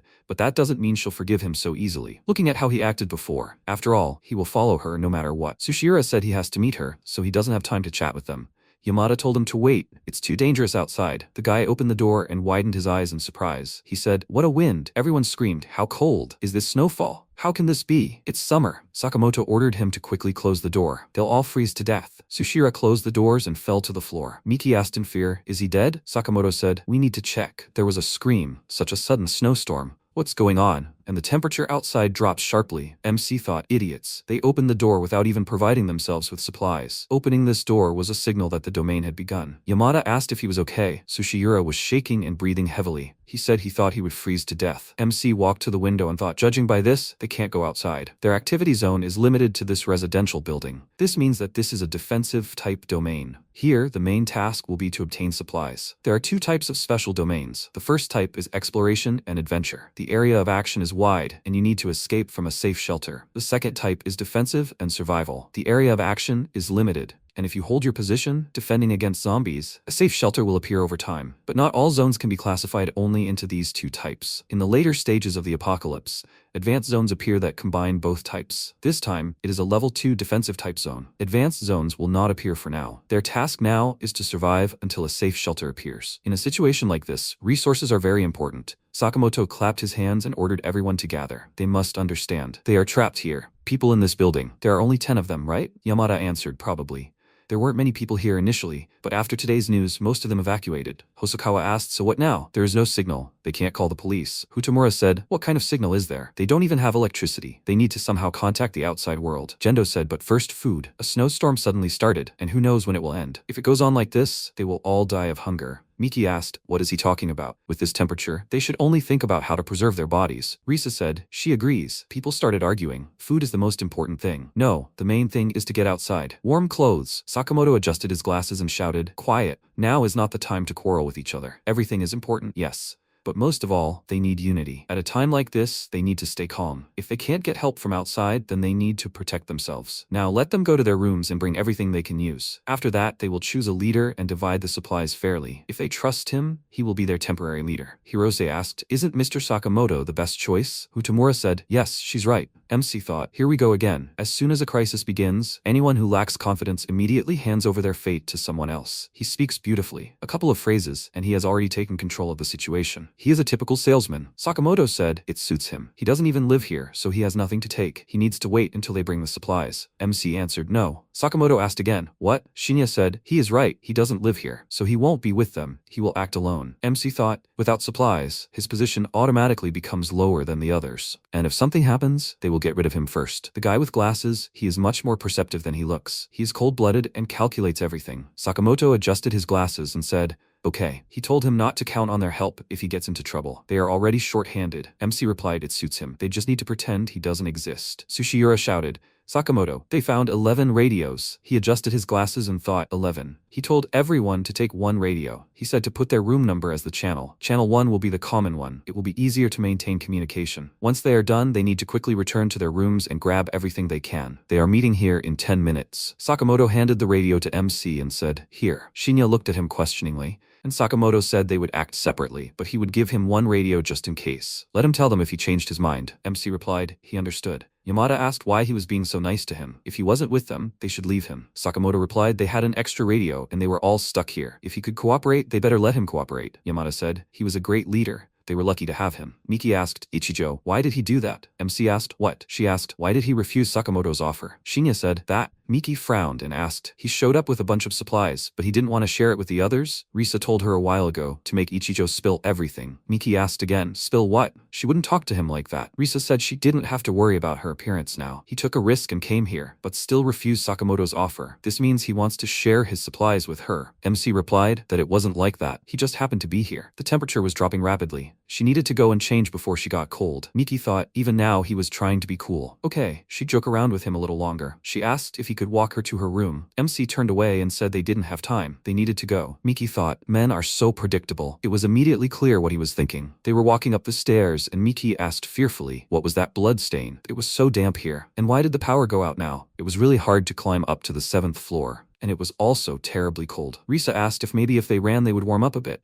MC said that in this weather, intense exertion actually lowers body temperature and could kill. They were finally here. Miki told MC not to leave. His channel is 000, right? She'll call him later. Shinya didn't answer. A voice came from the walkie-talkie. He got to his room, but something was wrong. All the furniture was gone. Another said his too. All his instant noodles were gone. What the hell? MC thought. It looks like this is an area where supplies are limited. But why haven't the zombies appeared yet? The doors are open. He pulled the door handle, and at that time, the girls were changing. Risa asked why she didn't let him inside. Miki said she won't let him see her naked, so once she changes, she will exchange supplies for the right to enter. Risa said, frankly, Ichijo escaped, so it's over. Miki said not to worry, he's already hers. MC opened the door and thought, the smell of blood. He saw a monster who stretched out his hand to him. He thought, zombies are hiding inside the rooms? Wait, there are no zombies in her room? Miki opened the door and saw a monster who turned around and looked at her. She widened her eyes in fear and asked, what kind of monster was that? Risa came out of the room and said, she heard something. What was that? Miki fearfully put her finger to her lips and said, there's a monster here. Risa asked again, a monster? But Ichijo is outside. What should they choose? If they open the door, they will die. Ichijo, he will die there. Tsushiro asked what that sound was. Sakamoto said it was on the floor below him. Did something happen? Risa said it was room 702. The sound was coming from the next door. Miki said some kind of monster covered in blood appeared out of nowhere and attacked Ichijo. Sakamoto asked again, a monster? They were probably the zombies they talked about on the news. Someone asked, Ichijo is her classmate, right? It looks like he got caught for his actions. Sakamoto said to forget about it. Are Amane and the others' supplies missing too? Risa replied, yes. There are only 2 sets of clothes left in the closet. Everything else is empty. A voice came from the radio, so it's the same for everyone. They need to take everything they have and gather on this floor. Sakamoto,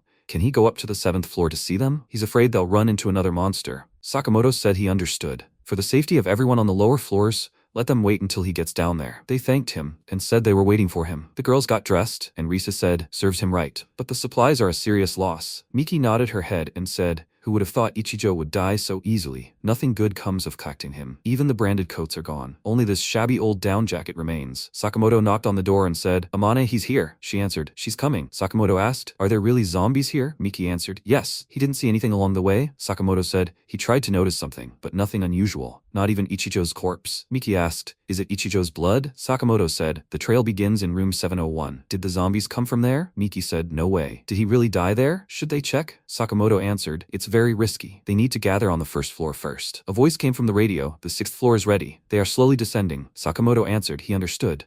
MC smirked and said, so they think he died. Okay, this will give him more freedom. As soon as he killed that zombie, a special mission appeared. The system window announced a special mission. They need to find a hidden treasure chest. Shinya said, there are 9 floors in the building. He will start searching from top to bottom. Room 702 was empty, but there was a zombie in 701. According to the audio recording, these guys haven't encountered any zombies yet. If his guess is correct, the zombies are hiding where there are no residents. All the residents of the building were gathered at the entrance on the 1st floor. Sakamoto asked, so this is all they have? From what they can see, it's clearly not enough. Even if they carefully distribute everything, they will have enough for 2 days at most. He asked for a brief summary of their situation. First, they don't know how long this blizzard will last. Second, zombies have already appeared inside the building, and there's already a victim. They don't even know where this zombie is now. For safety's sake, they need to limit all activity to the 1st floor, and they definitely need to figure out how to store items in this inventory system, and a mission for everyone. At that moment, MC went down to the 8th floor and thought, he cleared the 9th floor, but the chest was missing. As expected, zombies are hiding in empty rooms. He also found some survival gear. He figured out the basics of how this domain works. To get more items, exploration and combat are inevitable. A large defensive domain lasts for at least 5 days. Soon they will begin to suffer from hunger and fear. Most likely they will sit quietly on the 1st floor for a while. He will move now while he still has the chance. There is always a chance that they will also find the special mission treasure chest. Room 8008. Wasn't this Sakamoto's room? He needs to look. He opened the door and asked, smell of blood? According to the rules of this place, there should be no zombies here. At this time, Sakamoto said, Yamada Tamura and Hosokawa will be in the 1st group. Gento, Tsushira, and he will be in the 2nd. These 2 groups will be engaged in patrolling and keeping watch, taking turns going around the 1st floor. The 3 women will provide support from the rear and try to contact the outside world. Since food is scarce, he will distribute it himself. Fairly, no need to worry.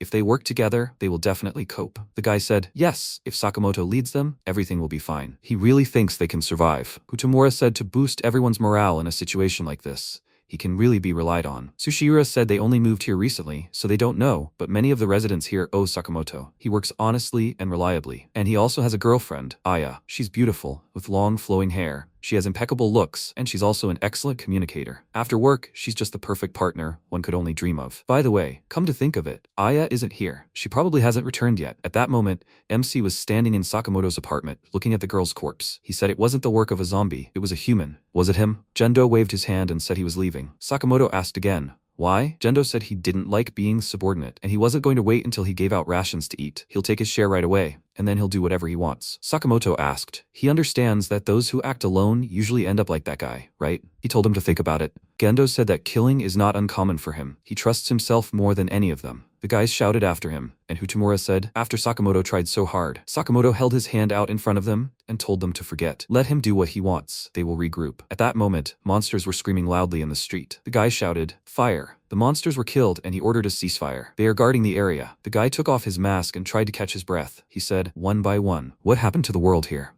Meanwhile, MC checked all the drawers. The treasure chest was gone. He took one last look at the lifeless body and left. Meanwhile, Sushiura and Yamada were strolling through the corridors. The guy said he was so cold. How long would this go on? Yamada thought things wouldn't get better anytime soon, and Sushiura pointed out that's the problem. Their supplies won't last long. They're cold and hungry. It's infuriating. Yamada said there weren't many supplies in the last room. Maybe they should look in the empty rooms too? Sushiura called him stupid. They said they saw zombies here, and he asked in response, the higher the risk, the better the reward, right? If there are supplies there, they can save them. Just as they were about to open the door, Sakamoto approached them and asked what they were doing. They were really scared, and he asked, didn't he tell them that they can't open empty rooms without permission? This is their apartment complex, but they are now in an abnormal situation. They found out that the zombies were on the 7th floor, right in the empty room. They can't say that the zombies and the empty rooms are somehow connected, but from the information, they probably are. He knows that they are worried, and that they wanted to risk it for everyone. But every person is important. They need to thoroughly prepare before doing this. Make them promise him that they will not do as they want anymore. They promised him, and he told them with a smile to continue patrol, after which they contacted him on the radio and asked him to come back urgently. He ran down the corridor and told the guys that he would return to the entrance. He is sure they can handle it here alone. Make them contact him if something happens, and to be very careful. When he left, Sushiura said, it's good that Sakamoto came before they opened the door. They better follow orders. Sakamoto was very unhappy with their behavior, but he didn't show it. When he returned, Hirose pointed at Miki with displeasure and complained to him that she was trying to eat more food. She became indignant and exclaimed, what else should she do? She hadn't eaten all day. One packet of noodles was too little, and if she hadn't been hungry, she would never have touched it. Hirose then told her not to eat.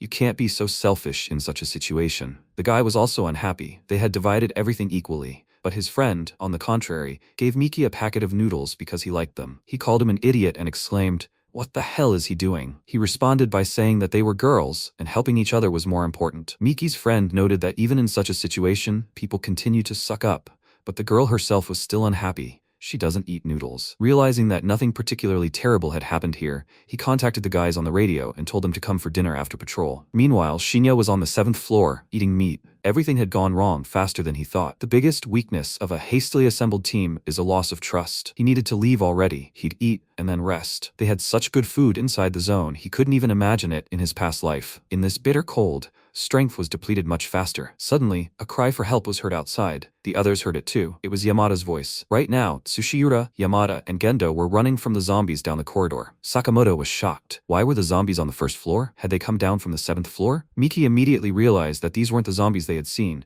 Someone must have disobeyed and opened the door. The zombie almost caught up with Gendo. He grabbed him and threw him to the floor, beginning to devour him alive, while Sushiura and Yamada managed to reach the group. Miki was horrified by this sight. She immediately panicked and started running, but her friend immediately grabbed her and told her to calm down. Panicking wouldn't help. Sakamoto pulled out an axe, declaring that they would fight, and the boys stared at him in shock and fear. Sakamoto said they had to do it or they would lose their supplies. If they went any further, they would be finished. So they had to do it now. They hesitantly took out fire extinguishers, and Sushiura noticed something was wrong. Gendo had transformed into a zombie, and now they had 2 opponents. The boys sprayed the fire extinguishers at them, and while the zombies were oblivious, Sakamoto rushed in and struck. Blood splattered to the side. Everyone was already glad that the zombie was dead, but Sakamoto hit Gendo's shoulder. He immediately grabbed him by the head and opened his mouth wide, but Sushiura came to his aid in time and pushed the zombie away. Gendo crashed into the wall, and Sakamoto fell and dropped the axe from his hands. Sushiura ran up to him, asking if he was okay,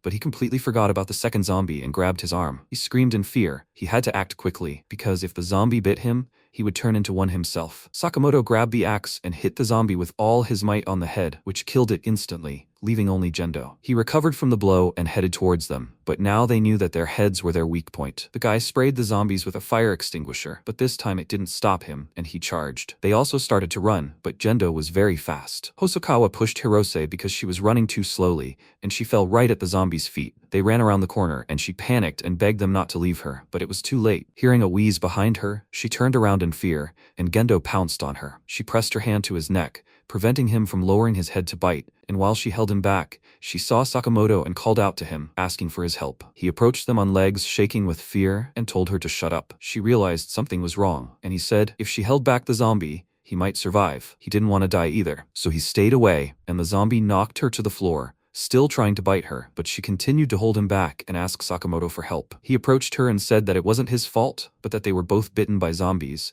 and there was no way to save them. She just had to die. If he left her, she would still turn into a zombie. She reached out to him in tears, still hoping to be saved, and then he struck with an axe, hitting the heads of 2. The survivors meanwhile hid, and Sushiura asked where Sakamoto was. Hadn't he arrived yet? Hosokawa exclaimed that they didn't have time to worry about others, and Sushiura approached him and told him not to be so selfish. Miki agreed with him. Besides, he had pushed Hirose back then. He told her to shut up. Is she pretending to be a saint now? She started it all. If he hadn't done that, they wouldn't have gotten out. When she first wanted to open the door, did she think of them? If he hadn't acted, there would have been even more casualties. In the end, everyone only thinks about themselves, so don't call him a hypocrite. Suddenly a bloody hand hit the window behind him. It was Sakamoto who had arrived and said he had killed all the zombies. Hirose had become infected and died. He was going to check the room that the guy had opened. Let them decide for themselves who to go after. Meanwhile, MC ran forward down the corridor and slashed all the monsters in his path. Having quickly decapitated everyone, he checked the floor, but there was nothing there either. While he was resting, he decided to have some tea. Meanwhile,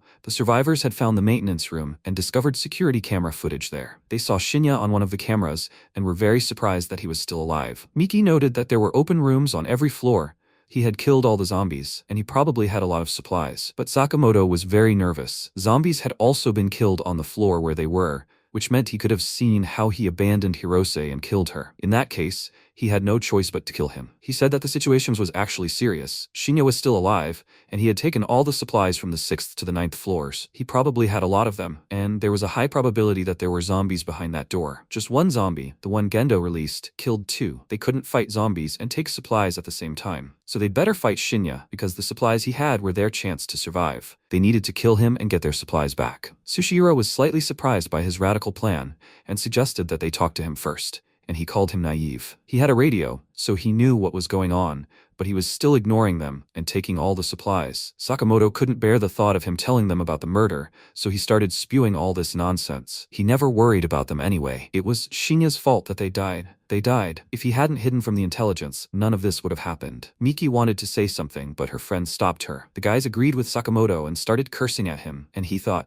these two sacrificed their comrades for their own greed, but by placing the blame on Shinya, they got an excuse to team up and kill him. That's human nature. They know they're to blame, but as soon as they find someone to blame, they immediately start ranting about justice, humanity's deadliest weapon. Shinya may be good at killing zombies, but what about humans? He's covered in blood, and he's still a rookie. Suddenly, the camera feed became staticky, and then everything went dark, and the lights went out. Sakamoto asked if anyone knew why the lights went out.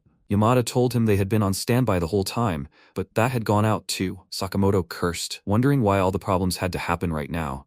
And the guy asked what they should do now. They didn't even know where Shinya was. They couldn't win like that. Sakamoto calmed him down and suggested they look at the camera footage first. When he went to meet them, he was on the 8th floor, but they didn't see him, which means he was on the 9th floor, so he's probably down there now, clearing out every floor. The latest footage shows he was on the 6th floor, and since the cameras are down now, they need to act while the information is fresh. They need to set up an ambush on the 4th floor and capture him quickly. He told the girls to go back to the exit and bring the supplies here, and they all need to turn off the radios. When they were going to the 1st floor, Miki asked her friend why she stopped her, and she called her stupid. Does she really think Shinya can defeat Sakamoto and his team? Miki found it difficult to answer this question, and she said, Shinya killed a lot of zombies, but he's just a student. Sakamoto's group is superior in numbers and intelligence, and they know where Shinya is. If they capture him, everything may be different. Risa agreed with her. It is better not to jump to conclusions until they know the whole situation. But Shinya is their last hope. Only they know his radio channel. That is their advantage. They need to wait now. If Sakamoto's side wins, then they will be safe with him. But if Shinya wins, they will simply switch to the other side. If she had handed him over earlier, they would have no escape route. Miki enthusiastically called her very smart. Meanwhile, MC was already on the 5th floor. He found nothing there and went down. He reached the 1st floor and thought that if he ran into them, he would be in trouble. But he went there anyway. They were already waiting for him there. As soon as he opened the door, an axe flew at his face. Luckily, his reaction was fine, and he dodged. Another guy attacked him with a fire extinguisher. He knocked it out of his hand, and it flew straight into Hosokawa's face, knocking out all his teeth. His friend worriedly called out to him and asked Shinya how he was able to dodge, to which he replied that he should have been more careful with the enemy in such a situation. How did they know where he was? The guy attacked him, blaming him for all the troubles. Then a fist flew into his face. Recovering from the blow,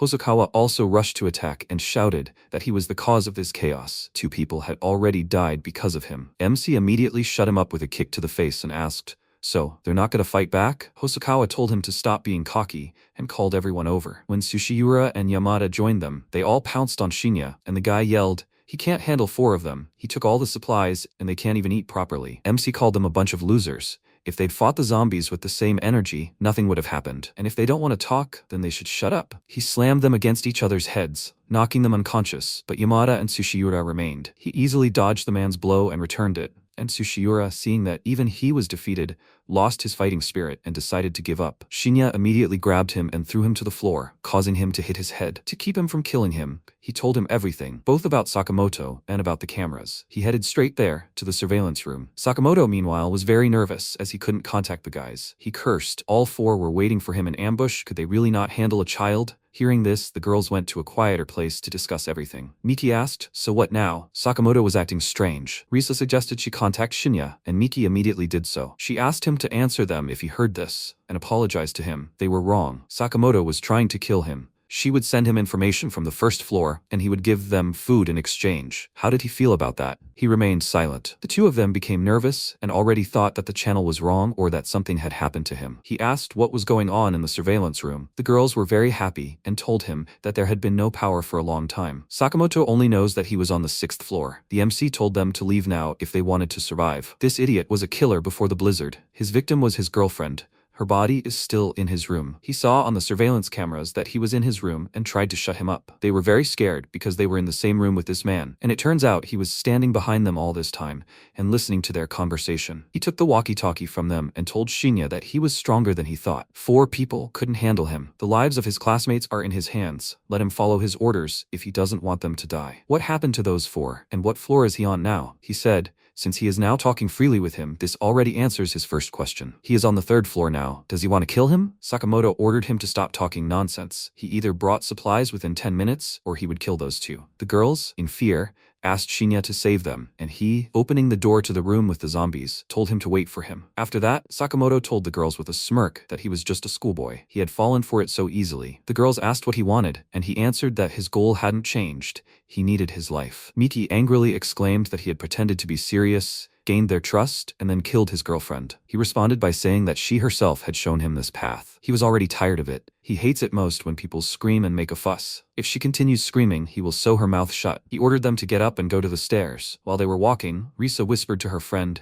"Will Shinya really save them? Maybe they should apologize to Sakamoto and beg for forgiveness?" Miki was surprised by her stupidity. He was a killer. To this, Risa said that Shinya had killed 4 of them. Miki said that was different. Sakamoto had started killing even before the apocalypse. Her friend didn't argue. She still had doubts about Shinya.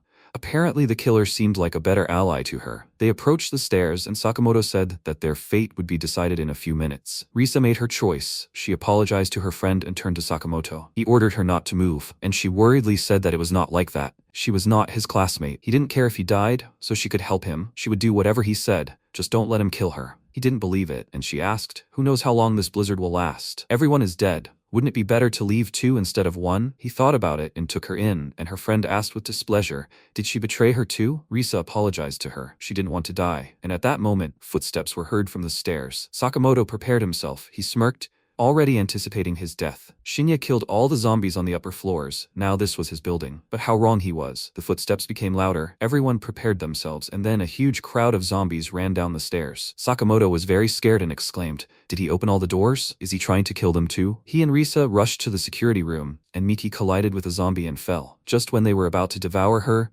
MC appeared and killed the monster, asking the girl if she was okay. Another zombie pounced on him from behind. He cut off its head, and Miki, amazed by its abilities, thought, "Is this really Shinya?" He gave her an axe and told her to go hide, and she asked, "What about him?" He told her not to worry about him, to just sit quietly. She ran away, telling him to definitely come back. Meanwhile, the zombies were catching up with Sakamoto. He looked at Risa and asked, "Didn't she say she would do anything?" He threw her into the crowd of zombies so that she would die instead of him. But there were a lot of them, so they didn't stop at just Risa and continued chasing Sakamoto. He understood that he couldn't handle them alone. Then the zombies grabbed him by the jacket and he fell, screaming at them not to come closer. He didn't want to die. Among the crowd of zombies, he saw his girlfriend, Aya. Apparently, his retribution had come. Time passed. MC continued to go around every room in the hopes of finding the chest, but it was nowhere to be found, and he had already checked almost all the rooms. The apartment owner attacked him. He quickly killed her, and, glancing at the closed door, thought, "It looks like this is the only room left. Is he really that unlucky?" Meanwhile, Miki was waiting for him, and wondering if he was okay. She only saw tons of zombies outside. The power finally came back on. Meanwhile, Shinya checked the last room, and cursed, and there was nothing there. He slammed his fist on the closet in frustration and said, "This can't be." He opened and checked every door. What did he do wrong? Miki contacted him and reported that the power had come back on at the entrance, and a large door had also appeared. MC immediately realized that she was talking about the safe zone,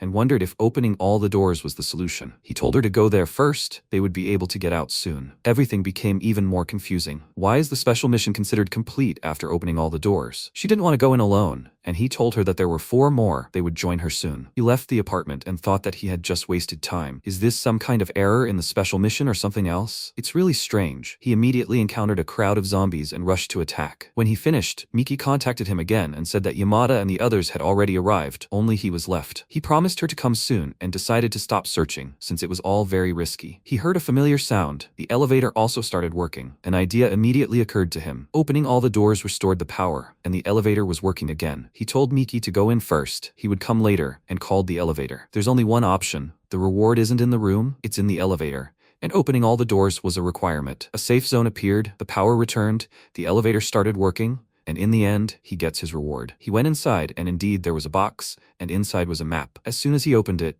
the alarm went off, and all the zombies immediately ran toward the sound. He quickly pressed the button to close the doors, and thought that he needed to kill all the zombies, and since there were so many of them, he simply didn't have time. The doors closed right in their faces, and he wondered if this was also part of a special mission. As soon as he got the reward, a crowd of zombies appeared and prevented him from escaping. Suddenly, the elevator shook. It turned out that zombies had made their way into the shaft and jumped onto the cabin. He got nervous because he had no time at all. He needed to get to the safe zone quickly. Because of the crowd of zombies on the elevator, the cable snapped and it crashed to the very bottom of the shaft with a roar. Meanwhile, the survivors continued to wait for him and were already starting to worry that something had happened to him. When someone suggested going looking for him, Sushiura objected. He told them to hide and only come out when it was safe. Miki asked if they'd heard about Sakamoto. It turned out Shinya had already told them about that idiot, and they realized they shouldn't have trusted him. Miki said all they could do was pray for Shinya to return unharmed. She saw the timer behind her and worried, because there was very little time left, 15 seconds. The countdown started, and with 5 seconds left, no one had any hope that Shinya would come. But he did. He survived. He ran into the safe zone and breathed a sigh of relief. The exit from the safe zone led to the normal world. Everyone was overjoyed that they were finally out,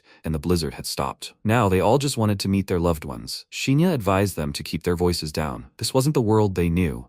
Zombies could appear at any second. If they didn't want to die, they should go home, lock the doors, and wait for help. Yamada asked, "What about him?" He told them he was leaving because he still had things to do. The boys ran back into the building to check the supplies and told him to be careful. Only Miki was left. She grabbed him by the jacket and asked if she could come with him. Her friend was dead, and she was now the only girl in the building. She trusted only him. He refused, saying she would only slow him down, so she should survive on her own now. She burst into tears, knowing for sure that she would die if she were alone. She asked him again to take her with him since they were classmates. He said there was one place. After the apocalypse, the government had created a temporary shelter to protect the citizens. He would take her there. In his past life, MC spent the beginning of the apocalypse in this very place. The conditions were terrible, but she would survive. He said that on the way there, she would need to obey him. She promised him to do everything he said, and he said that in that case they would go right now. She asked if she could take her things to change, but he refused. She would only waste time. If she needed new things, then let her find them along the way. By all this time, the city had already been empty and filled with zombies. In an attempt to escape, people abandoned cars right on the road. Miki looked around in surprise and noticed the road she walked every day now looked like hell. It was full of bodies of people she knew. They quietly ran past an alley with dead people, and she wondered why they were avoiding them. Can't he just kill them? He told her that there were many more zombies here than in the domain. If they keep making noise, who knows, maybe there will be even more of them. She caught her breath and asked how much longer they had to go. When she found out they had a few kilometers left, she asked him to take a rest, but he said that in that case, she would be left alone. She immediately apologized to him and didn't stutter about it again. He suddenly turned to her. She thought he was angry and promised to obey him, but he didn't turn around for that at all. Several zombies were running towards them. He grabbed the girl by the hand and pulled her towards him, and then swung his axe, killing one of them. She exclaimed in surprise. And why did they appear so suddenly? He immediately covered her mouth, telling her to be quiet. If she screamed, there would be even more of them, and then pushed her away from him and ordered her to stay put. After that, he hit the zombie in the legs, causing it to fall, and then plunged something sharp into its head. He killed another zombie in the same way. Miki was amazed at how he moved so quickly and did everything so quietly so as not to attract other zombies. The world had changed so suddenly, but he did everything as if it were normal. After finishing with the zombies, they continued on and he warned her. Once they reached the end, they would find themselves at the main road, and that she should keep up. She thought he was like a completely different person. He was a weak, bullied child, but now he was so strong and reliable, and he calmed her down. MC warned her to watch her step as they walked through the alley. They reached the main street, and she understood what he meant. The bodies of the dead were stacked in several rows on the road. This made her uneasy, and Shinya said, "This is a common sight for the apocalypse." It looked like there was a rescue team here. If they found them, they wouldn't have to go all the way to the shelter. She saw a girl sitting on the edge of the roof, pinned down by zombies. She leaned back and fell down. Miki immediately closed her eyes, and when the characteristic sound of falling was heard, MC grabbed her hand and ran. Otherwise, soon zombies would come running here at the noise. She asked how he could remain so calm. He didn't even flinch when he saw the bodies and zombies. He answered her that he had seen this many times before. In the apocalypse, you are either alive or dead. It all depends on you. She looked at the girl with tears in her eyes, and he said she wanted to die as a human and not turn into a zombie, so she jumped. And those who choose to live will see many more tragedies, carry a heavy burden, and constantly feel pain. They will endure hardship after hardship, mission after mission. Even if you somehow survive today, what will happen tomorrow? And the day after tomorrow? These questions will never leave your head. Maybe dying in the beginning was the right choice. No one knows how long this hell will last. It's like a marathon where no one knows where the finish line is. But one thing is for sure. If he keeps running, the finish line will get closer and closer. Shots rang out nearby. Right now, an armed squad was protecting the survivors from the zombies, but there were too many of them, and they were already running out of ammunition. Captain Ryuzaki ordered them to hold their formation. The rescue team would be here in 5 minutes, and until then, they needed to protect the survivors. One of the survivors exclaimed indignantly, 5 minutes? It's too dangerous. Let them retreat now. His father is an important person in the city. If he dies, they're finished. If there are so many people here that need protecting, then they should abandon these losers. They're trash anyway. Ryuzaki ordered him to shut up if he didn't want to die. But that made the guy angry and exclaim, what right does he have to talk to him like that? MC watched from the sidelines. He never thought he'd run into him here. Utatsuki Ryuzaki, the captain of the Special Forces team, is an honest guy who saved him many times when he was being bullied at the orphanage in his past life. He is one of the best fighters in the apocalypse world. It seems he is in trouble. The endless gunfire only attracts more zombies. He needs to help him. He ordered the girl to stay here and ran to Ryuzaki. The zombies kept growing. He ran out of bullets, and when zombies pounced on him, Shinya kicked one of them and threw him aside. Ryuzaki was slightly surprised, like everyone else. He asked, he's a student, right? It's very dangerous here, so he should leave quickly. MC said that the gunfire attracts zombies. If they want to get out of this situation, they should switch to close combat. After that, he charged, leaving the captain confused. He skillfully chopped off the heads of all the zombies in his path without exposing himself to any blows. After watching his movements, Ryuzaki was surprised. He was hitting the zombies' weak spots precisely. There were fewer of them. Maybe they really should switch to close combat? He ordered his squad to fight them only at close range, and the guy asked, will he really listen to this guy? It's dangerous, isn't it? He exclaimed in response. He doesn't get it? Gunshots attract zombies. Even a child could understand that, but he couldn't. Everyone switches to close combat. Let them aim for the head and try not to make any noise. They pulled out knives and rushed to the attack, and after a while, with their combined efforts, the zombies were finally dealt with. Miki ran up to Shinya, asking if he was okay, and then Ryuzaki approached him, introduced himself, and thanked him for his help. MC shook his hand and told him his name, and also asked him for a favor. Ryuzaki promised to help him in any way he could, and he asked him to take Miki to the shelter. He replied that it was his job as a soldier. He didn't even have to ask. What about him? He won't go? Shinya refused, and he said, he makes this offer because he admires his strength. He wants to join his group. They need his skills, and he still has many questions for him. He refused again since he doesn't like to follow orders. He prefers to work alone. Finally, the rescue team arrived. The survivors got into the car, and Miki asked Shinya if he really wasn't going with them. He confirmed it and told her not to worry. The shelter was safe. She should just follow the military's orders. She asked him to be careful, and the guy behind her irritably told her to go in already. Trash like her doesn't understand the value of time. Shinya was getting pretty fed up with him. He gave him a scary, irritated look and then hit him a couple of times. He got into the car, already beaten, and Miki was trying to hold back her laughter the whole time. Ryuzaki also got in the car and told Shinya that he would be at the shelter, and if he changed his mind, he should contact him. The driver suggested that he hurry back, as the management wanted to see him, and he quickly said goodbye to Shinya, and they drove away. Finally, He was alone and could calmly examine the map he had received. When he unfolded it, he was very surprised. The map contained information about neighboring zones, even the time and levels were indicated. In addition to the red zones, there was one gray one with an unknown level, which was what attracted him. He returned to the lab. Etsuoka was already asleep. He covered her with his jacket and asked why she tormented herself so day after day. If she died, it would all be for nothing. He was only able to get into the safe zone thanks to her speed potion. Since there was still time before dawn, he decided to get some rest. While he was taking a shower, he thought about that map. The icons marked the city's districts, but what worried him most was that gray area. The map said he needed to unlock the summoning state of this one, so he needed to clear every zone. But he'd never seen anything like this in his past life. What awaited him? Thinking about it wouldn't give him an answer. He needed to go and check for himself. Thanks to the map, he had an exact route. Searching for domains with Etsuoka would help him. He wouldn't have to go back. Meanwhile, Ryuzaki reported to his superior. He transported survivors from the Eastern District to the evacuation center, and they found someone. The man interrupted him and told him to pause the search for survivors for now. He had a more important task for him. He exclaimed indignantly, "A task more important than saving survivors?" He told him not to worry. The evacuation center is accessible to everyone. They can handle it themselves. It will be difficult for them to save all the survivors. He has the most experience, so he has a job for him. They need him to protect someone in the city. They just arrived. Nozomi entered the office with his friends and said that their protection is more important than the lives of these commoners. Ryuzaki objected to the director. He doesn't know what the situation is outside.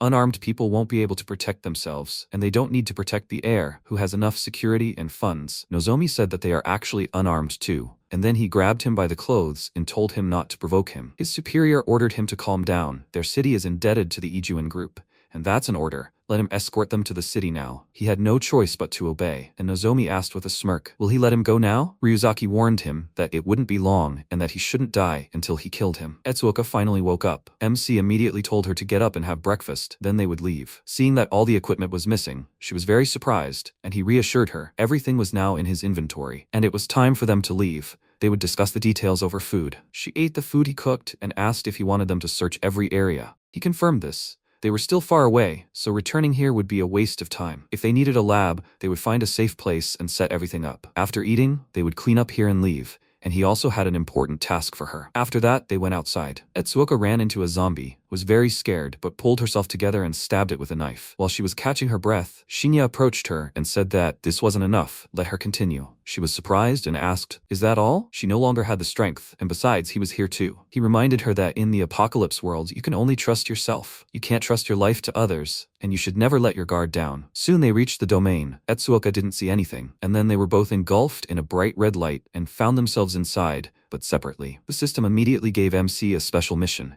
He needs to gather 4 friends and enter the safe zone. The remaining participants, 8 out of 8, including him and Etsuoka, there are only 8 people in the domain. Everyone started from different points. The domain tests everyone's strength. The task updated. 7 out of 8 people remain. He was surprised that one had already died so quickly and decided to quickly find the rest. Especially Etsuoka. If something bad happens to her, it will be bad. He went down to the floor below, cleared it of zombies, and moved on. This place is huge. There is nothing here except buildings. Surviving here will be difficult. He needs to find them quickly. He heard a call for help, immediately ran towards the voice and entered a dark room. The source of the sound was very close, but it turned out to be a zombie. It was simply imitating a person to lure in a victim. The zombie immediately rushed to attack him. He managed to dodge and noticed the speed of this monster. One careless move, and he was dead. This is a terrible opponent for beginners. He is alone, so he is the perfect target. The zombie pounced on him and snapped its jaws but was unable to bite. Shinya struck him. Then the zombie moved on to an easier target, a little girl. She screamed in fear, and when she was about to die, the monster froze and fell to the floor. MC approached her and said that if she was okay, she should follow him. She asked where they were going, and he answered to his friend. Meanwhile, Etsuoka carefully wandered around the building and thought she was separated from Shinya. He was probably looking for her. She needed to go where he could see her. It looked like an abandoned hospital. She went out into the corridor. A zombie was wandering around there, and she got nervous. But still, she had trained for exactly such cases, and she pulled herself together. She slowly crept up to him, and then hit his weak spot, and the zombie fell. She was glad that she was able to kill him herself. And then wheezing was heard from the room she came from. She held her breath and they slowly walked out into the corridor. After which the mission status updated. 6 people out of 8 remained. MC noticed this and told the girl to follow him. They still had many places to check. She asked if he knew how to get into the neighboring building. Meanwhile, Etsuoka encountered 2 zombies at once. Things were bad. Because of the fall, more zombies came. She didn't know what to do and suddenly someone covered her mouth and they hid. It turned out to be Ippei. She was very surprised and asked how he got here, and he told her everything. As the boss said, the apocalypse really did come, and since he warned him in advance, he was able to save himself and his family. After he sent them to the shelter, he came to the lab for them, but it was empty. He never would have thought that he would find her here. Is the boss here too? She confirmed it.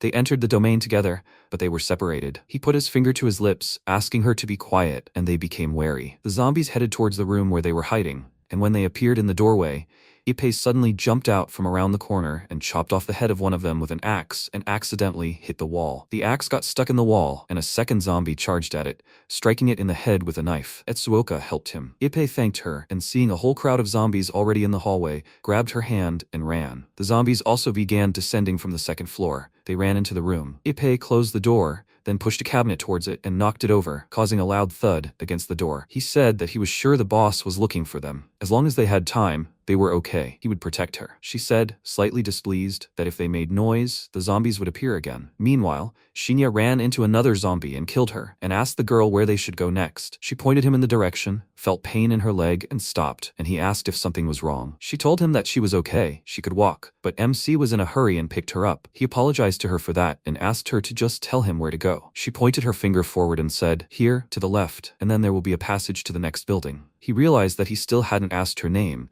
and she introduced herself to him. Her name is Ayu. He noticed that she was wounded. Had she fought with someone before? She told him that she just hid here all the time. These were old wounds. He asked if she was with her family. She sadly told him that her parents had died and that she had been living with her brother since then, but he had disappeared. He told her not to worry, that they had only been separated for a while and that they would meet soon. Seeing zombies ahead, he told her to hold on tight, that the fight was beginning. He charged at them and kicked one in the head, causing it to fall. He stepped on its head, causing it to immediately lose its shape. After that, Shinya turned around and swung his sword at the second zombie's head. Ayu was shocked by this sight. He had killed them in just a second, and was still holding her. They reached the roof.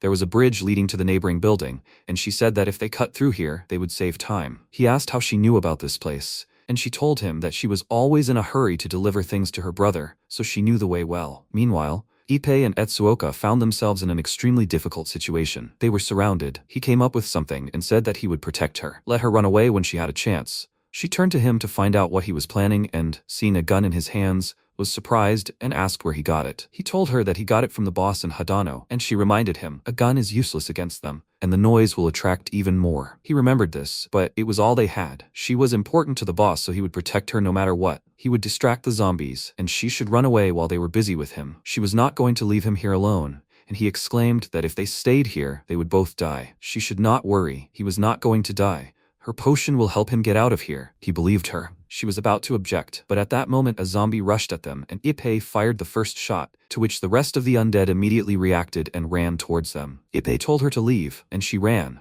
telling him not to linger either. He said he understood, but he'd lied to her. If he ran, those creatures would chase him, and he couldn't let them get close to her. He started shooting back, but there were so many of them that he simply couldn't keep up. One zombie got very close to him, and he noticed it at the last moment. The creature managed to bite him on the arm. He cursed and immediately pushed it away, but it was persistent and wouldn't let go, and then he shot it in the head. After that, the strength left his body, he fell, and looking at the bite, he realized the virus was already spreading. His vision blurred. He fired a couple more shots and asked, "Etsuoka did it, right?" So it was time. He remembered how he bullied Shinya all their school days and exclaimed. He gave him supplies, warned him about the apocalypse, and even helped his family. He can't do much, but when it comes to loyalty, he won't fail. He pointed the gun at himself and exclaimed, he protected Miss Etsuoka, and he won't turn into a zombie, so he killed him. This is the last bullet. His hand trembled. He was scared, and then suddenly Shinya's voice rang out, telling him not to be so dramatic. And the bullet is to kill zombies, so he shouldn't waste it. He used the gunshots to distract them? This is a good move. Since Ayu helped him with the way, he was able to quickly find him. Ippei worriedly told him to get out of here. He had already contracted the virus. MC asked Etsuoka to slow the spread of the virus, and she sprang into action right there, with Ayu volunteering to help, while Ippei looked at the two of them in confusion. Shinya stayed behind to protect them from the zombies, and Etsuoka shoved a towel into Ippei's mouth, saying that if they could hold it off until they reached the safe zone, everything would be fine. The zombies rushed to attack, and MC immediately responded with several knife stabs and thought, thanks to Ippei, Etsuoka survived, so he would save him no matter what. And since there were 4 of them, if they reached the safe zone, they would survive. Etsuoka was in a hurry, but time was running out. She injected something into the shoulder where he had been bitten. Ayu offered her some tweezers, and a zombie suddenly pounced on her. Luckily, Shinya noticed in time and threw a knife at its head, after which he told them to focus on healing. Undistracted by the zombies, Etsuoka continued working, and after 10 minutes she finally finished. She wiped the sweat from her face and said they had about 20 minutes. He can move, right? Ippei stood up and told her he was fine, and they set off to find a safe zone. They left the building and walked down the street, where they heard the voices of other survivors. People came out straight toward them, and Ayu and Etsuoka were very surprised by their presence. They were Kurizano and the girl's older brother.